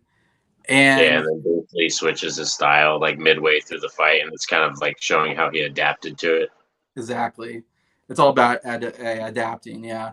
So he adapts to it, and then he starts winning, of course, and then Chuck Norris tries to adapt but can't quite, I think. But anyways, but yeah, it's such a good back and forth. The kicks are so good. I mean, Chuck Norris is like known for his roundhouse kicks, but I mean his kicks are great, and Bruce Lee, when he's just so fast when he starts going in on those kicks, and there's some great scenes like when he's like ha ha do, like he gives like this quick punches to the stomach. It's like, oh my god, like he just wails on him. And it's like, oh my god. Yeah, it's such a good scene. It's like you have to watch that movie just for that scene. You know, and it's kind of the only thing I would say. It's odd that he kills him in the end. Like I was like, did he have to kill him? But the guy wouldn't give up, and I'm like, okay, like why is he dying for this? Like he's just dying for somebody he doesn't even know. Like I don't quite get it. Yeah, it kind of feels more of like that honor thing, like the Yeah, Japanese kind of honor thing. Like he came across like an opponent that was his equal match, and he was like he didn't want to go on anymore or something. I don't know. yeah, it's true. It's like they really respect each other. Even though it's like the first time they've ever met, they're like, "Oh, I really respect you because I can tell you're good." And yeah, he kills him, and then he puts. It's a very sad scene. All of a sudden, I'm like these guys are fighting, and all of a sudden he's like very sad, and he's like very tense, and then he like honors him by putting his gi on top of him, and it's like I'm like, oh okay, like were these guys friends? Like I was confused, like like this is just a perfect stranger, and they fight to the death, and he's like, oh man, I'm really sad I killed this guy. Yeah. I think that's a little weird. I would say, like I said, I think it's not the best directed movie because Bruce Lee's not a director yet. Maybe he would have developed. I mean, the fight scenes are well directed, I think, but outside of that, I don't know. I think there's some issues there for me personally. But yeah, I think the other scene I absolutely love is when they're at the restaurant and they go in the back alley and the guy has like a gun on him and everybody else is like inside and I think they're going to kill him in the back alley or something. Or no, they're going to send him to China or something. I can't remember. Yeah, they gave him a ticket and they want to send him off, but I think they were going to like beat him up before he left, kind of thing. Yeah, and so of course he gets out of it and he has like these little darts that he throws at their hands, so they drop the guns. And yeah, that's we get the Mamma Mia, like so good. And so the whole gang comes out, and it's kind of a comical scene, but because I mean, none of them are a match for Bruce Lee, obviously. Like, you know, these guys, I don't know, they just throw punches. You know, Bruce Lee's like, oh, you know, he's a trained weapon. You know, but it's such a good scene because the one I call him kind of the fatter guy. He's like telling them, okay, you go. He's like sending them all in, like doesn't want to go in, so he's like, okay, you go. And they go at him, and of course he takes him out.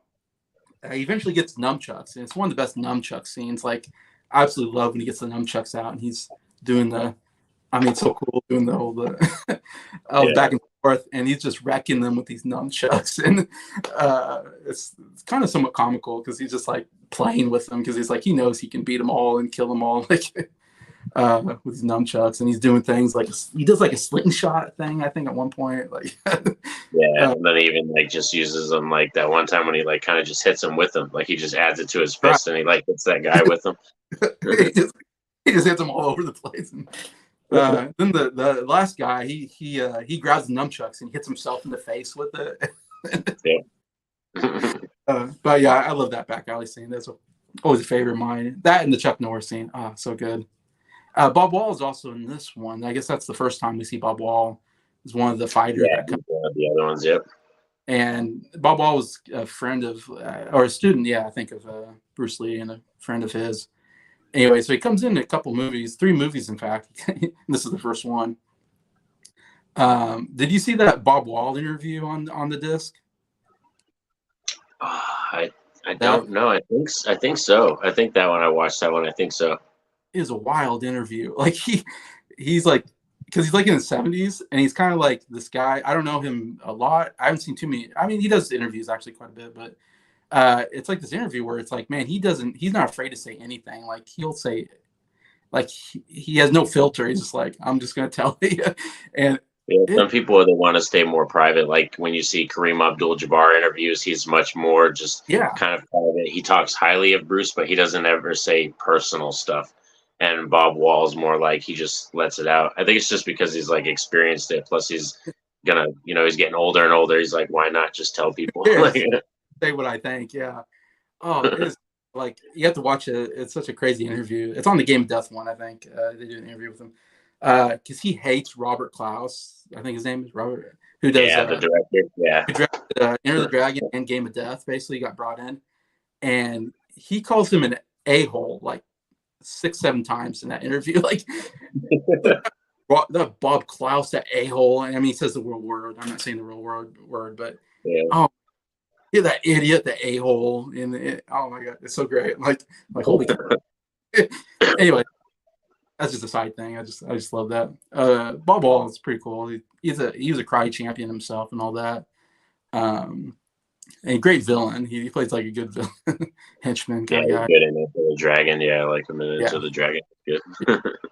Anyway, so yeah, The Way of the Dragon. It's a personal favorite of mine, I would say. But yeah. So right after that, he goes right into probably his most famous role. I would say Enter the Dragon is maybe the biggest one out of all five. I think it's the biggest box office movie, probably, isn't it? Or if I remember right. I think so, because it had the international release thing where it was all in multiple countries, and they had it here in America, all that kind of stuff. So I think total, like in all, it probably did make the most box office wise for sure. Yeah, so this is the first movie where we get an American director, and I think there's a Chinese crew, maybe an American crew in there. So I don't know. There's some, like I said, yeah, there's interworking. Yeah. And we also get some co-stars for the first time, really, with John Saxon and Jim Kelly. Yep. Yeah.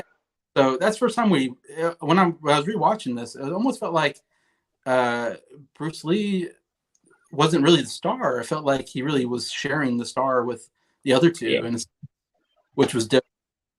But I kind of liked it in that way. But yeah, Enter the Dragon, it's so iconic. I mean, it's like I said, it's a story that I feel like it's been influential to other movies, because he gets called to this island where you get kind of invited for this like tournament. I think this some kind of tournament, and Mr. Han, the bad guy, also has this like heroin or opium thing going on.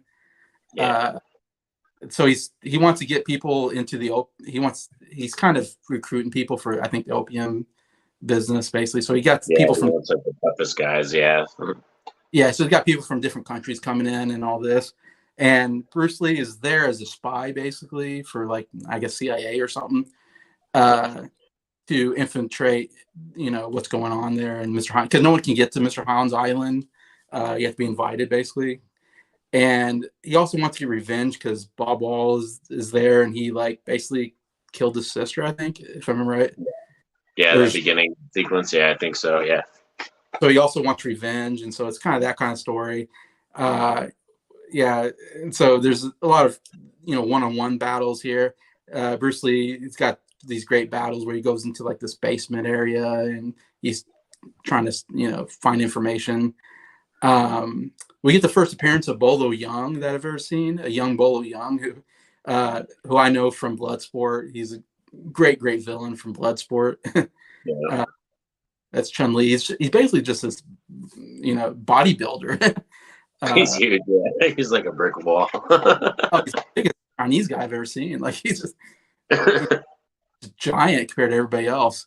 And it was cool seeing him in here, especially young. He's fairly much younger than. He's still buff when he's like in his 40s and 50s. He's still like this buff dude. Like he's always been buff. He looks really good. Yeah. I love him. I wish I could see more. I every once in a while I'll see him in a movie. I'm like, oh, I love him. Like he doesn't talk much, but he just has a good face, a tense face on him.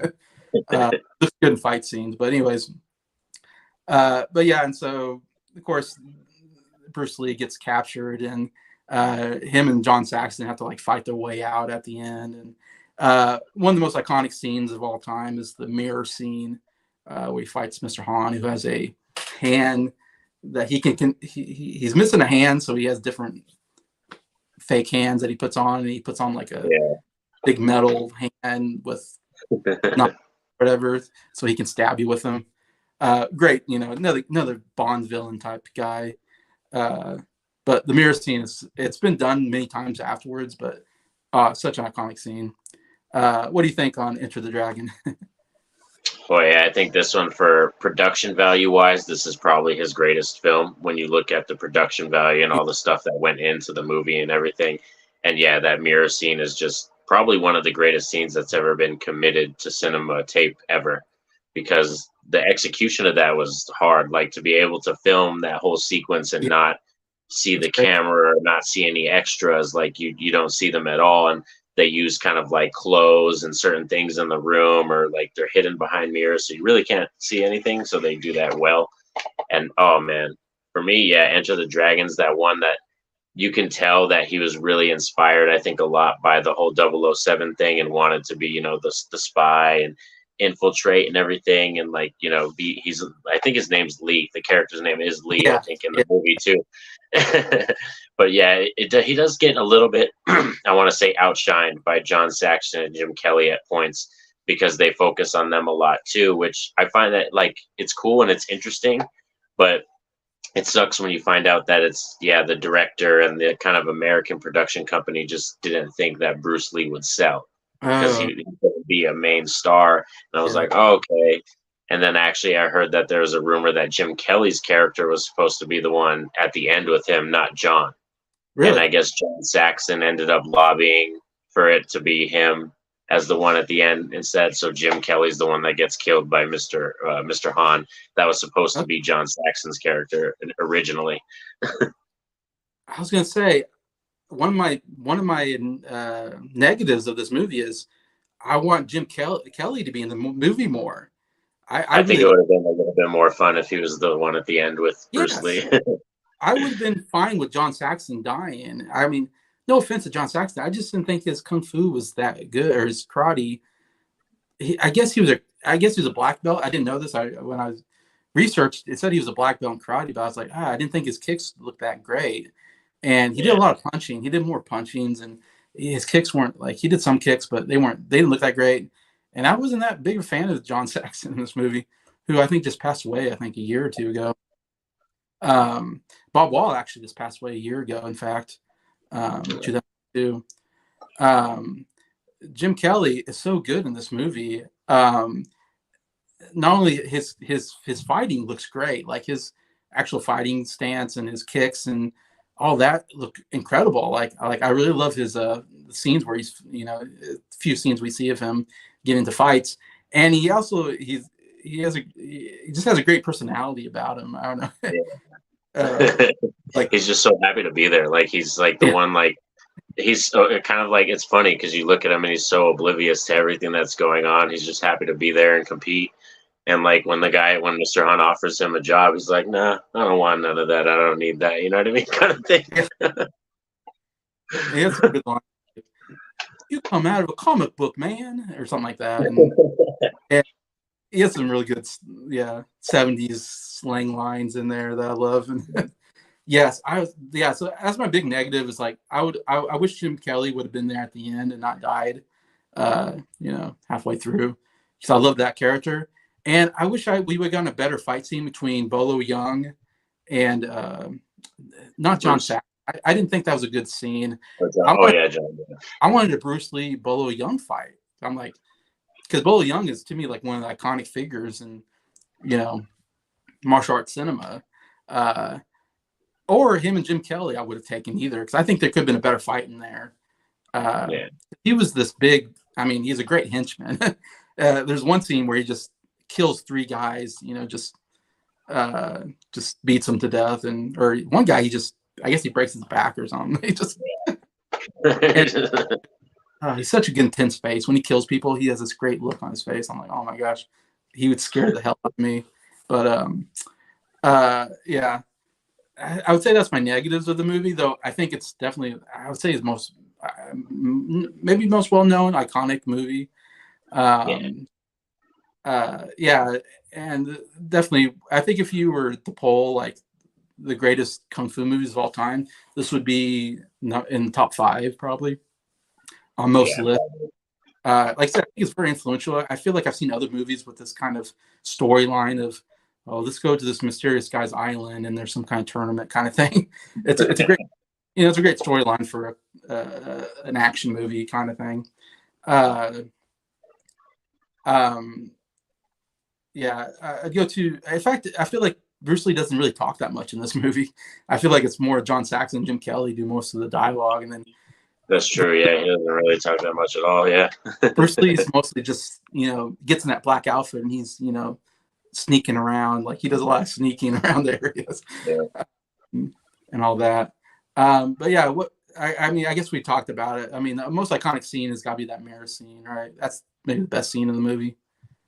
Yeah, probably because it's also his most popular look too, like having the three Yes, scratches like on his yes. chest and the cut on his face. Like Oh, that's I've seen people with that tattoo, like a tattoo on their body, like Bruce Lee. It's shirts everywhere, so that I think that's why it's his most well-known movie too. I think. yes, great look. Love the blood, the scratches on his chest and face. Yeah, it looks so good as he's. Like I said, I love how he moves. Like when he's moving that mirror scene, and he's just moving very slowly, and he's crossing his legs, and he's just very, on the, waiting for anything to happen. And you see like all these images of him because there's all these mirrors. Like Yeah. that's a great shot. Like all that, and yeah, I feel like Mr. Han, I mean, Mr. Han again, he was like this middle-aged guy, so I'm like, really, like this guy, like Bruce Lee could take him like no problem. Yeah, intimidated like that much.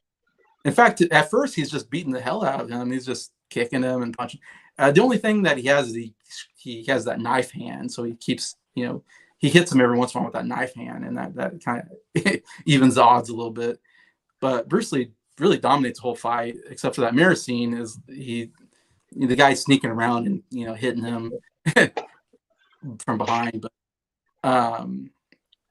and great last scene, yeah, kicking him in the spear thing. It's so good. Like I said, I love this. He gets cut and he puts his finger on the cut mark and then licks it. And, like I'm not sure what that's supposed to do. I guess it's supposed to like play mind games with your opponent. Like this guy's crazy. Look at blood. Like if someone did that in real life, I'd probably run the other way. I'm like, this guy's It's probably more of a psychological thing. Yeah, like mind games. like, why do you want to take your own blood? But it's so cool. Like, it's so cool. Like, I don't think I would do that, but I don't know. Anyways, but yeah, it's a great scene. I also love the scene when he's in the basement and he gets attacked by all the goons. I know Jackie Chan's in that scene as well. I can never figure out who he is though, but I know yeah, he's in there too. Yeah. What I love about that scene is like he goes to the elevator and he tries to open the elevator, and then all of a sudden he stops and he turns around and we can't see what he's seeing because the camera is only on Bruce Lee and it never gets off of him. So we don't see the opponents coming in. All we see is him going hua hua hua, like, and I actually kind of love it. Like usually I like wide shots and of martial arts scenes so you can see everything that's going on. And I love I don't like too much editing because it makes it feel a little more real if you just see you get like one shot. And but yeah, I love this scene because it's just somewhat unique and how you don't see the guys coming, they're off screen. All you know is all of a sudden, boom, he hits a guy, and it's really fast, and I actually kind of enjoy it. He also gets nunchucks during that scene as well, and but I like that scene. That's a pretty cool scene, anyways. But anyways, but yeah, Enter Dragon, definitely iconic. All right, we got one more movie. I know we're getting close to. You're gonna have to leave, I guess. Not too bad. So we'll try to get through this last movie. Most controversial one. Well, we should say so. He shoots Enter the Dragon, and he doesn't even see it finished. I believe because he starts. Okay, so after the Way of the Dragon, he comes up with this idea for the Game of Death, and he basically it's his idea that he comes up with. And he starts shooting it. I think he was going to direct it. I believe he was going to direct the movie. I think he wanted to too, because he did all the drawings for it, the storyboards, and they shot that entire pretty much ending sequence. And then he got, like you said, he got the offer from America and the other company, or they're like, oh, we'll come over here. Of course, you got to make the money. It was such a lucrative offer, and then he went to go do Enter the Dragon, and sadly didn't get to finish Game of Death. Yeah. Exactly. So he started the movie, and he basically just did that. His whole idea was that he was going to have to go up this levels of the Pagoda or whatever. I think originally it's going to be like 5 levels, and he was going to Yeah, fight that's supposed to be more. Yep. on each level. He's going to have an opponent, but he only shot 3 of them. Which the last one, of course, is famously Kareem Abdul-Jabbar, is at the top of the level, the last bad guy.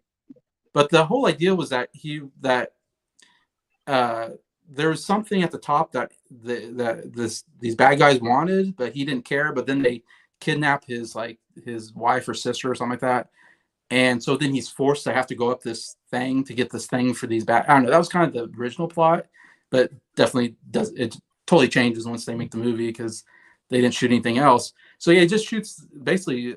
He shot like 45 minutes of this 3 fight scenes basically. Is all he got to, yeah. And then he had to stop to go do Enter the Dragon, yeah. So he didn't finish Game of Death. And then he died right after they made the movie Enter the Dragon. In fact, he died before it even came out. So he didn't even get to see it come out in theaters and, do really well. So, yeah, so just really terrible timing. Obviously, one of the most tragic deaths we've ever had, I always put that up there with like John Lennon, and I even think of Chris Farley's one. I always think of because I just think of how many great movies have we missed out on, or how much great music we've missed out on over 50 years or whatever. Like I said, Bruce Lee, man, he would have made so many great kung fu movies, if he would have kept going, because it started getting popular in America, and like I said, then eventually Jackie Chan would catch on and become really huge, and so it definitely was getting bigger, I think, kung fu cinema. So man, I hate that we didn't get more of him. We didn't get more movies out of him, but it's very sad, tragic. Died age 32, which I think you're probably around that age, Norin. I'm 1 year older than him right now. Yeah, I'm 1 year older than Bruce. Yeah. Yeah. So, yeah, he only lived to be that old. Yeah, so then they had this footage, this 45 minutes of footage, and it's like, what are we going to do with this footage? It's not a movie. We don't have a script. We don't have all these things. And I don't know what exactly took them. It took them 5 years before they're decided to come up with a script, I guess, for this. Because I'm sure they're like, we gotta make a movie out of this, because and I think they knew they could make money because Bruce Lee was still a huge name. Yeah. So I don't know if you want to call it a cash grab or it's just, they want to use what they had. So they brought in Robert Klaus to come direct it. And it's funny, Robert Klaus hated directing Enter the Dragon. Like from the interviews I saw, or I think even he says in the interview, he hated working on that movie. Because he was not a kung fu director. I mean, he was just a regular director, I think, that Bruce Lee liked one of his movies. And so Bruce Lee wanted to hire him, I think. But and again, Bruce Lee kind of directs his own movies because he does all the action parts. But so I don't know. So it's weird that they brought him back in to do Game of Death. But I guess because they figured he did Enter Dragon, that he could do Game of Death or something. So they brought him in. I know Bob Wall in his interviews, he's like, if he's in the same state, he's going in the hospital. He threatens to beat this guy up really bad. Holy cow! He's like, if I'm anywhere near this guy, I'm putting him in the hospital. That's what he said. So I'm guessing he didn't direct any of the Bob Wall scenes, is my guess. Or, but yeah, they brought in Bob Wall back. They got Kareem Abdul-Jabbar, who trained under, I guess, Bruce Lee a little bit.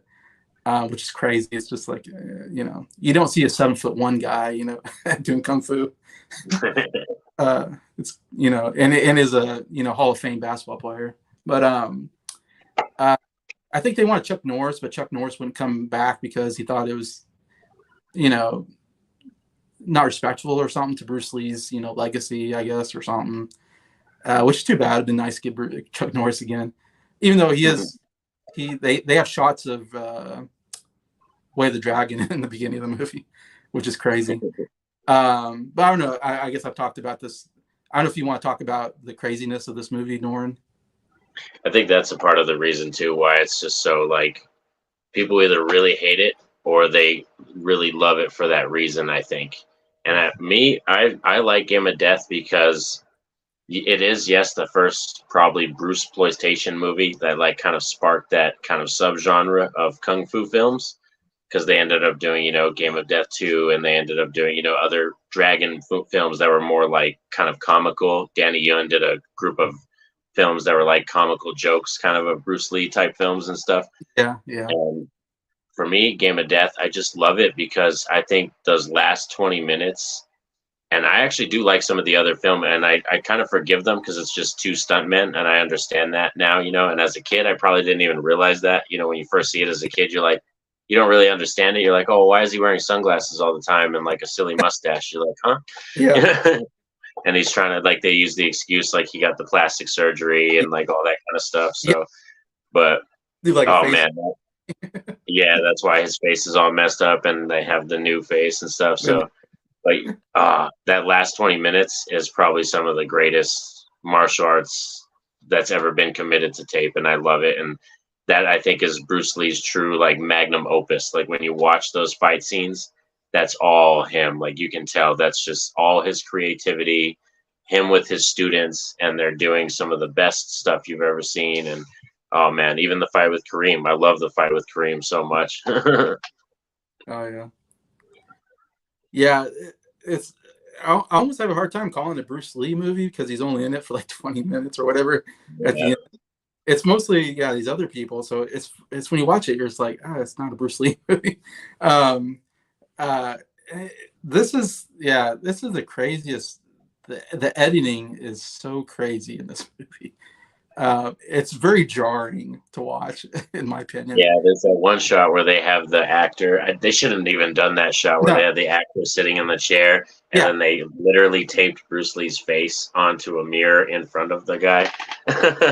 It looks so terrible.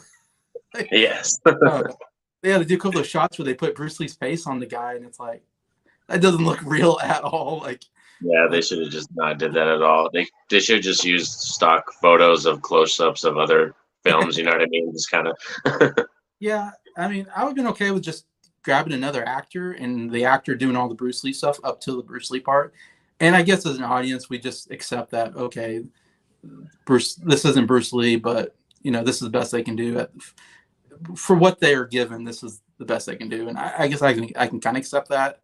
But yeah, there's some jarring scenes where they have the guy, whoever's playing the Billy Lowe character, and then all of a sudden they'll do a quick shot of Bruce Lee in a different film, looking up or making a face, and I'm just like, what the heck? Like, it's just, you just know, it's like, it's just so obvious that they just threw in this image from another movie. You know what I mean? It's just so it doesn't work for me. Like when they do that, I'm just like, in my opinion, I'm like, don't even put Bruce Lee in it. Just put this guy in it, and then when Bruce Lee shows up at the end, we'll have Bruce Lee. Because when you also throw in a Bruce Lee shot out of nowhere, it just ruins it. I don't know, the scene for me. I don't know if that's just me, but it's just so weird. Like, it's like, okay, we know that's not Bruce Lee, but all of a sudden we have a close-up of Bruce Lee out of nowhere, and we're supposed to pretend like that's the same scene. Like, no, that's obviously not the same scene. Anyway, so yeah, the editing is just so terrible in this movie, in my opinion. And I did get a little bored in the middle of the movie. I would say I was kind of like, okay, like, some of the fight scenes are okay even without Bruce Lee. They're not terrible by any means. It's weird that he gets beat up like twice. I'm like, it's like, okay, like he gets beat up by the gang and then he gets beat up by them again in a different scene. I'm like, like okay, I don't know if I need to see him get beat up twice. Like, I don't know, it kind of ruins like how, because he just plays an actor. He's basically playing himself, kind of in a sense. The way they wrote the script, which wasn't the original script, of course, is that Billy Lowe is basically Bruce Lee. He's just an actor who's then, I can't remember the story exactly. I just watched it last night, but it's like, well, they try to assassinate him because he won't. It's something to do with he won't stay with the production company to make another movie, and he's like the most popular face now. So, but he wants to move on, and then so they hire somebody to put a real bullet in the gun and they shoot him Yeah, like during the yeah, scene and shoot him everything. yeah. I don't. Did they shoot him? Which I don't is understand. Oh, I guess they shot him, but he survived. I don't know. It was. I don't get what. yeah, but then they say he died. Like they have everybody kind of say he died, and that's how he comes back, and that's his explanation for why he's got to kind of wear the makeup prosthetic effects to hide himself from everybody. Yeah, and why? I guess he looks like Bruce Lee at the end because his face changes. I was like, through like a sci-fi movie now, like Face Off. Like, what's going on? I guess that's a way to explain it. I don't know if I needed that personally. I've been okay with just going like, all right, this isn't Bruce Lee, but whatever. Um, Instead of trying to hide it so much, I don't know if I don't know if they needed to do that personally, but yeah. So there's these bad guys, and they got Bob Wall is like this karate champion who works for him, and there's another, and of course, Kareem Abdul-Jabbar. It's funny, this guy. It's not Kareem Abdul-Jabbar. They just got some tall black guy to stand in the shadows in some scenes, and so it's like he's another henchman, I guess that works for him. And they have one guy who has a gun, I think, that tries to shoot him. Anyways, yeah, and then his girlfriend is a singer, and they're also trying to, I don't know, there's something to deal with her as well. I can't remember. I don't know why I'm forgetting this exactly the plot, but whatever you said was probably the plot. Yeah, I think they're just like they were too in deep with those people. Like they kind of helped them get rich, and they wanted to like exploit them. Yeah, I think they wanted to do that a little bit and use that as kind of an undertone for the movie, the exploitation thing. And then lo and behold, it really became like a Bruceploitation film, like because everybody was like, "What are you doing?" Yeah. I know we're running out of time, so I'm sorry, Norin. So one of the highlights for me, I'll just say right now, is the Bob Wall fight scene in the locker room. Actually maybe one of the better fight scenes in the movie, because I think Bruce Lee is in some of those scenes. If I remember right, they had to cut Bruce Lee. Yeah, there's a few that's it, not him, but he did do some of that shots. Yeah, with Bob Wall. Yeah, some shots with him in it, so which is nice. And yeah, so that's actually pretty decent. I like he kicks him into the locker and Carl, you lose, or something like that, which is I think and that was great. And then at the end he puts on to me the most iconic Bruce Lee outfit of all time. I think you have to agree with me. Is the yellow the motorcycle outfit, the yellow and black, jumpsuit. It's so good. Like, of course, you watch Kill Bill. She wears Uma Thurman wears the yellow and black outfit. Yeah. They even had a secondary costume for Martial Law, the Tekken character, and where you could put that costume on. That was his outfit. Oh yeah, I think they even said in the interviews like you can buy that out. Like people would buy that outfit or something like that. Like it was like everybody wanted that outfit because it looked so cool on Bruce Lee. But yeah, I love that outfit. It looks so cool. Like at the end, yeah. So then he goes to whatever I guess the last fight scene is, the different levels, looking for the boss guy, the main villain. Which I guess there's a couple villains. It gets confusing. There's a couple major villains. Yeah, the main guy in the movies. There's always like some dude that would never be able to fight Bruce Lee. It's always some really rich guy that's like wearing glasses and sitting in his chair while everybody does everything else for him. Because there's one guy that has like a cane that has like a knife come out of it, I think. Yeah. And then there's a really old guy. I guess he's the main bad guy, maybe. Played by Dean Jagger, I think, if I remember right.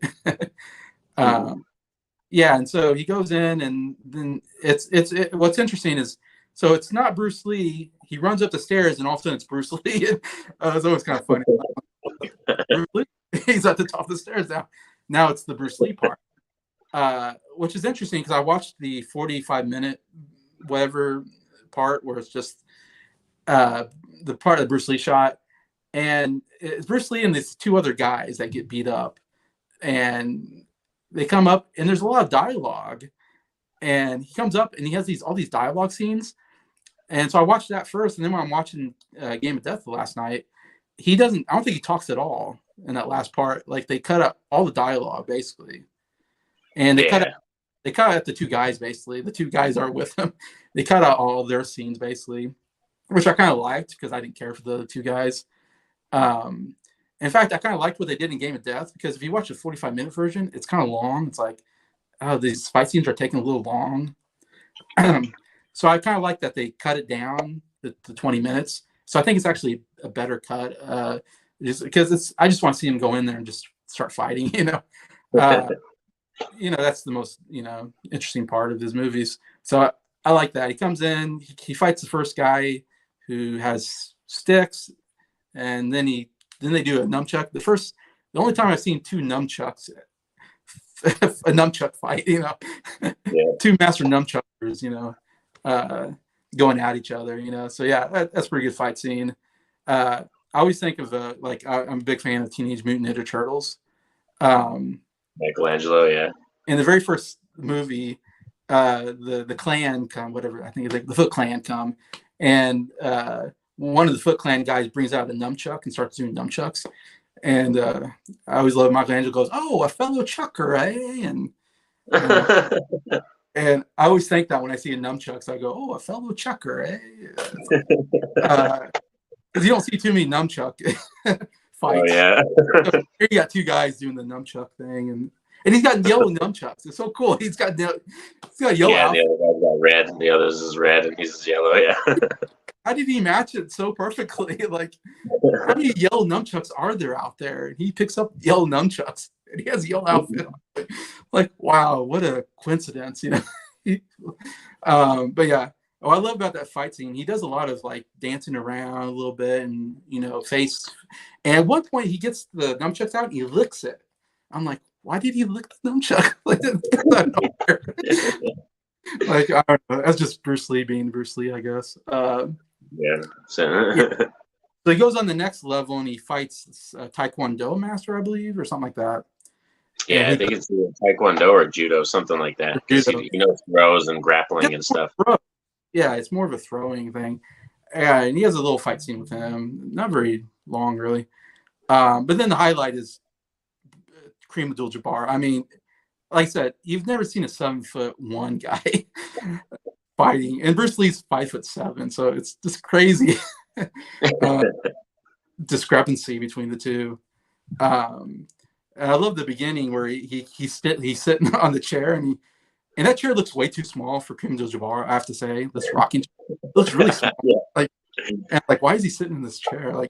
And Bruce Lee comes up and he kicks him, and he leaves this huge footprint. Like, it looks so great.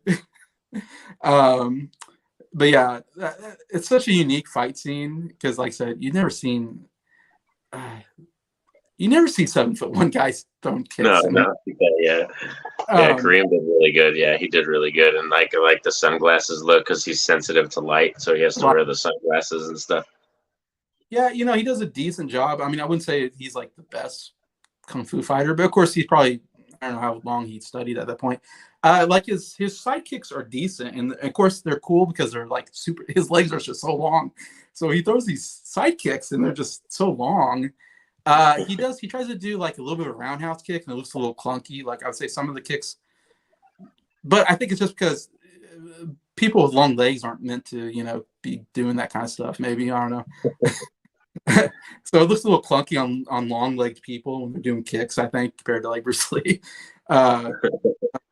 Yeah, it's a fun fight scene. I mean, he uses his quickness to get in there, and yeah. So yeah, it's definitely one of his most iconic, I think, fight scenes. It's just so crazy that Kareem Abdul-Jabbar fought Bruce Lee. That's just a crazy fact. Yeah. Trivia, not trivia, but like just that happened. It's like that happened. I can't believe it. But yeah, yeah. This movie definitely, I think, is maybe the worst. I mean, received movie, I would say, of the five.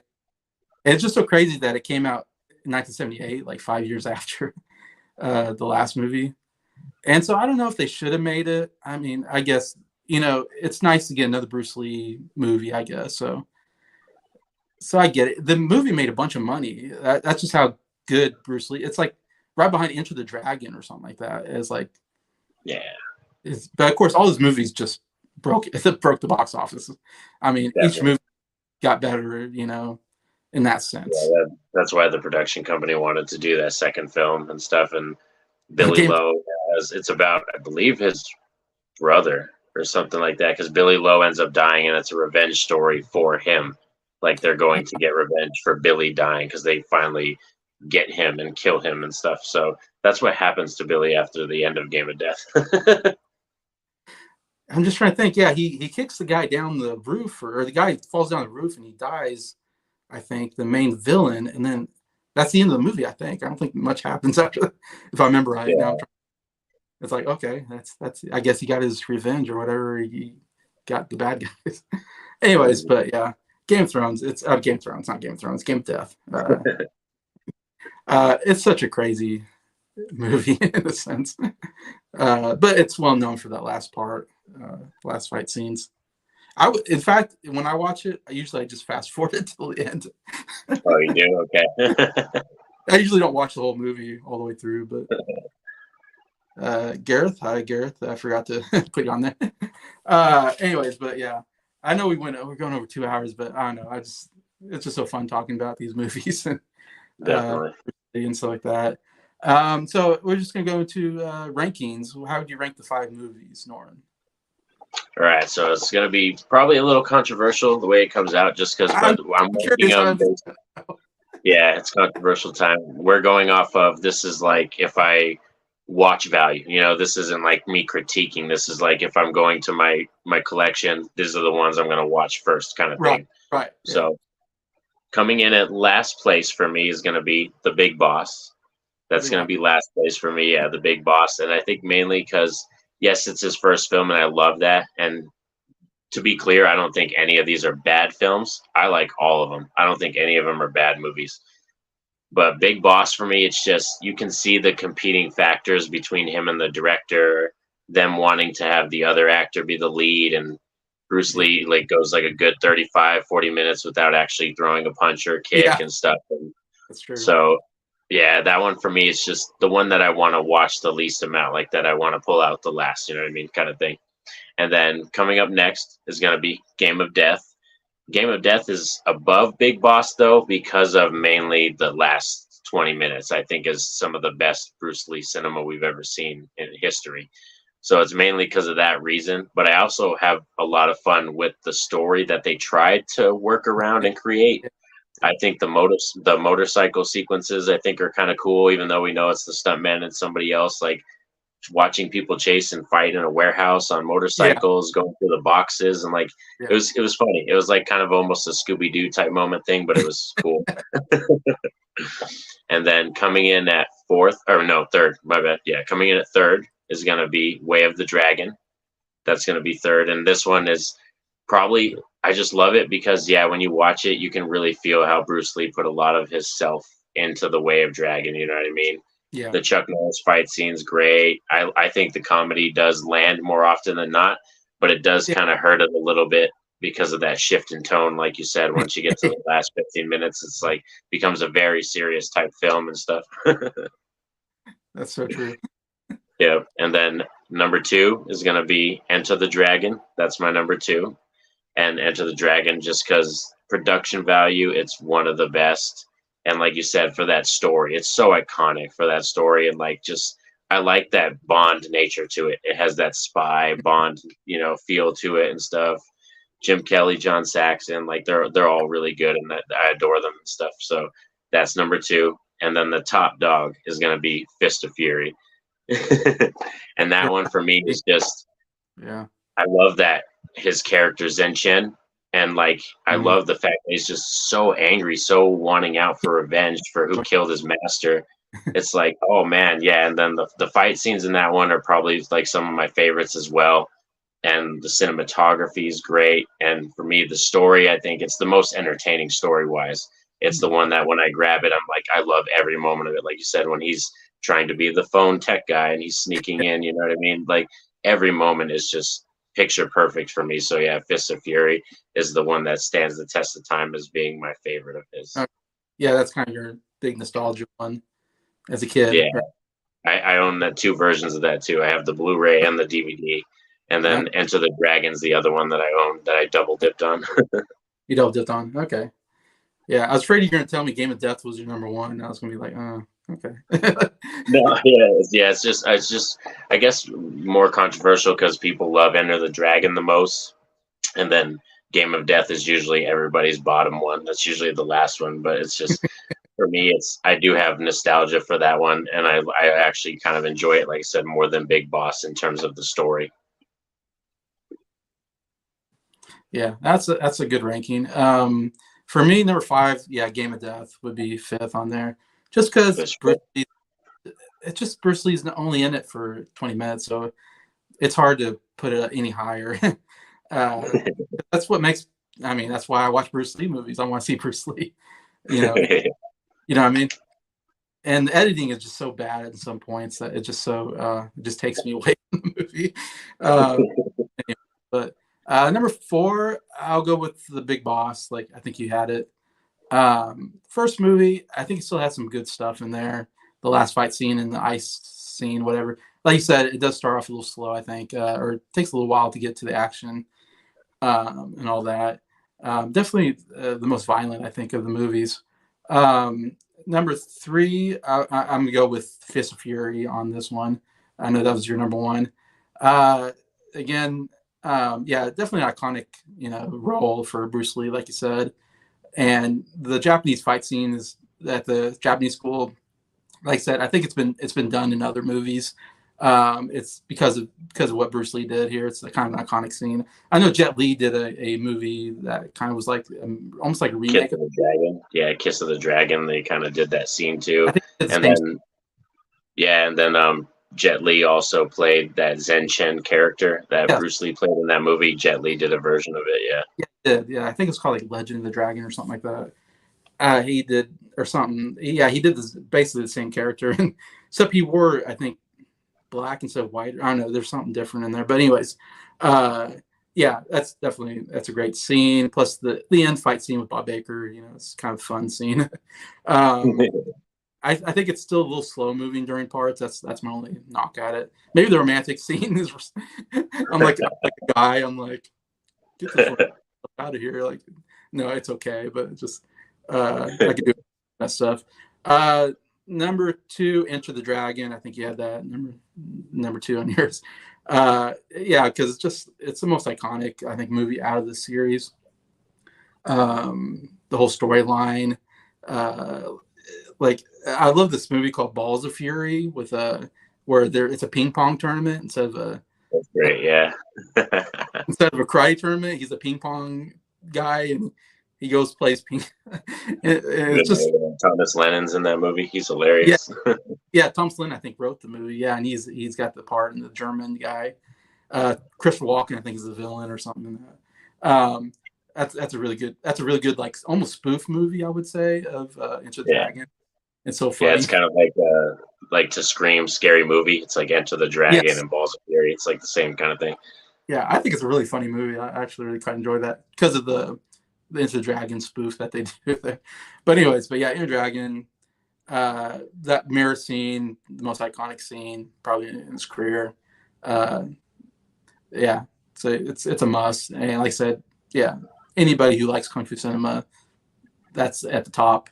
But to me, like kind of like you, for me, number 1 is The Way of the Dragon, and I think it's because I watched that a lot as a kid. Maybe because it was somewhat the least. It's funny, like you said, the VH version I had though didn't have the topless scene in it. So I had a version of it as a kid. They must have edited that part out. It comes out of nowhere. When you watch it now, he's like this girl like just sits down and like makes faces at him, and then like she sits next to him, and then it's funny because he was just talking to the other girl, and she's like, when someone puts your arm around you, you put their arm around you. Yeah, he's like, so he goes like that. Yeah, and then she's like upset because, and it's weird. All of a sudden she runs off, and then the girl like takes his hand and he goes with her to her apartment, or I guess she's a prostitute. I guess I didn't pick up on that, but the auto commentary said I guess she was like a prostitute or something. Anyways, she takes him back, and all of a sudden he's like in front of a mirror and he's like doing kung fu moves. because he doesn't know what to do by himself, I guess. So that's what he does. And Yeah. then she comes out and she's like topless, and then he's like, oh, and he runs off. And yeah, I don't remember, that scene was not in the VHS version I had as a kid, because I definitely would have remembered that scene as a kid. Been like, I'm watching that scene again. You know, but yeah, so watching it now, I'm like, oh wow, like, so I was almost gonna say it's like maybe the lightest movie, but then I just remember that topless scene, so I guess I'm wrong. There is some stuff in that movie. Anyways, but yeah, it's the most comedic. But the Chuck Norris fight scene is the greatest scene, in my opinion, of Bruce Lee. I just love that fight scene. Like, I think it still holds up today. Like, when I still watch it, I still kind of, because like I think fight scenes have evolved over the years, where they're quicker. I think fight scenes are faster now, and all that. You know, with Tony Jaa and the guy in the Raid movies is really good. Iko Jaa, whatever his name is. Jackie Chan is so good. His fight scenes are really fast paced, and but yeah, I still quite enjoy that fight scene between two iconic fighters. You know, Chuck Norris and Bruce Lee. I still love the fact that they both are in them. They had a fight scene together, anyways. But yeah, I enjoy the movie. I think it has pacing problems. That's my only issue with it. Too many scenes of Rome where I'm like, who cares? Let's get to the fighting, you know. Yeah, I think he really wanted to hammer down the whole fish out of water thing, Yes, because he doesn't speak English, and there's always that kind of disconnect, you know. exactly. But yeah, it's a favorite of mine personally. But anyways, well, sorry I took up a lot of your time here, Norin. You're good, boss. That's sweet ranking. Good ranking, brother. Oh, thank you. But man, I was looking forward to this so much, because I really appreciate. I always like talking to you, anyways, and it's fun talking about Bruce Lee for me. Like I said, it was definitely an obsession of mine when I was a young teenager. So it definitely plays a big part in my film, you know, as someone who likes film. And I don't think people talk enough about kung fu cinema that I know. That the people I talk to on YouTube, I don't hear too many. I know Michael Woods has a lot of Jackie Chan movies and other stuff, Cinemax, man. And then I know you, obviously, when you bought that Bruce Lee set, I was like, oh, he must be a fan. So we got to talk.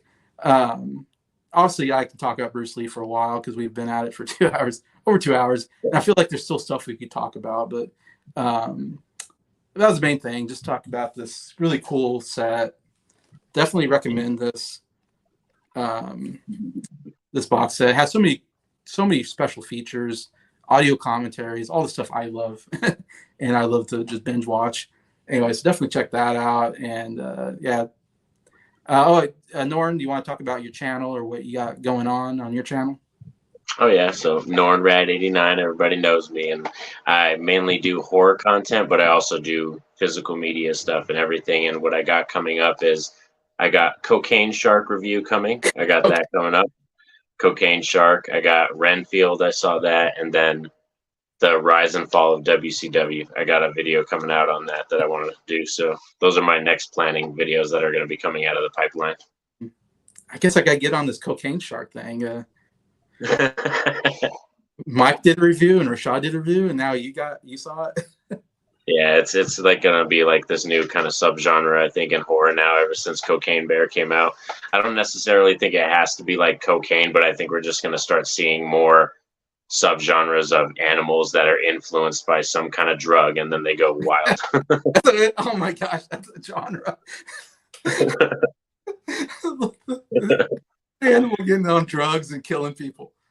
Oh, I never thought today. Oh gosh, what? I mean, I'm just thinking like, what is, you know? I can't even think. You know, I don't know, the meth alligator, or like the cocaine baboons. That's gonna be next to, like, some wild stuff like that. like, if you can go back in time and talk to, like, you know, John Ford or Frank Capra or some of the great directors back in the 30s era, and be like, this is a movie now, Cocaine Shark. They would be like, what happened? You know, they'd be like, what happened in cinema? What happened in cinema? like we're beginning this whole new thing, and you guys ruined it. That's what they probably say to us. We ruined cinema.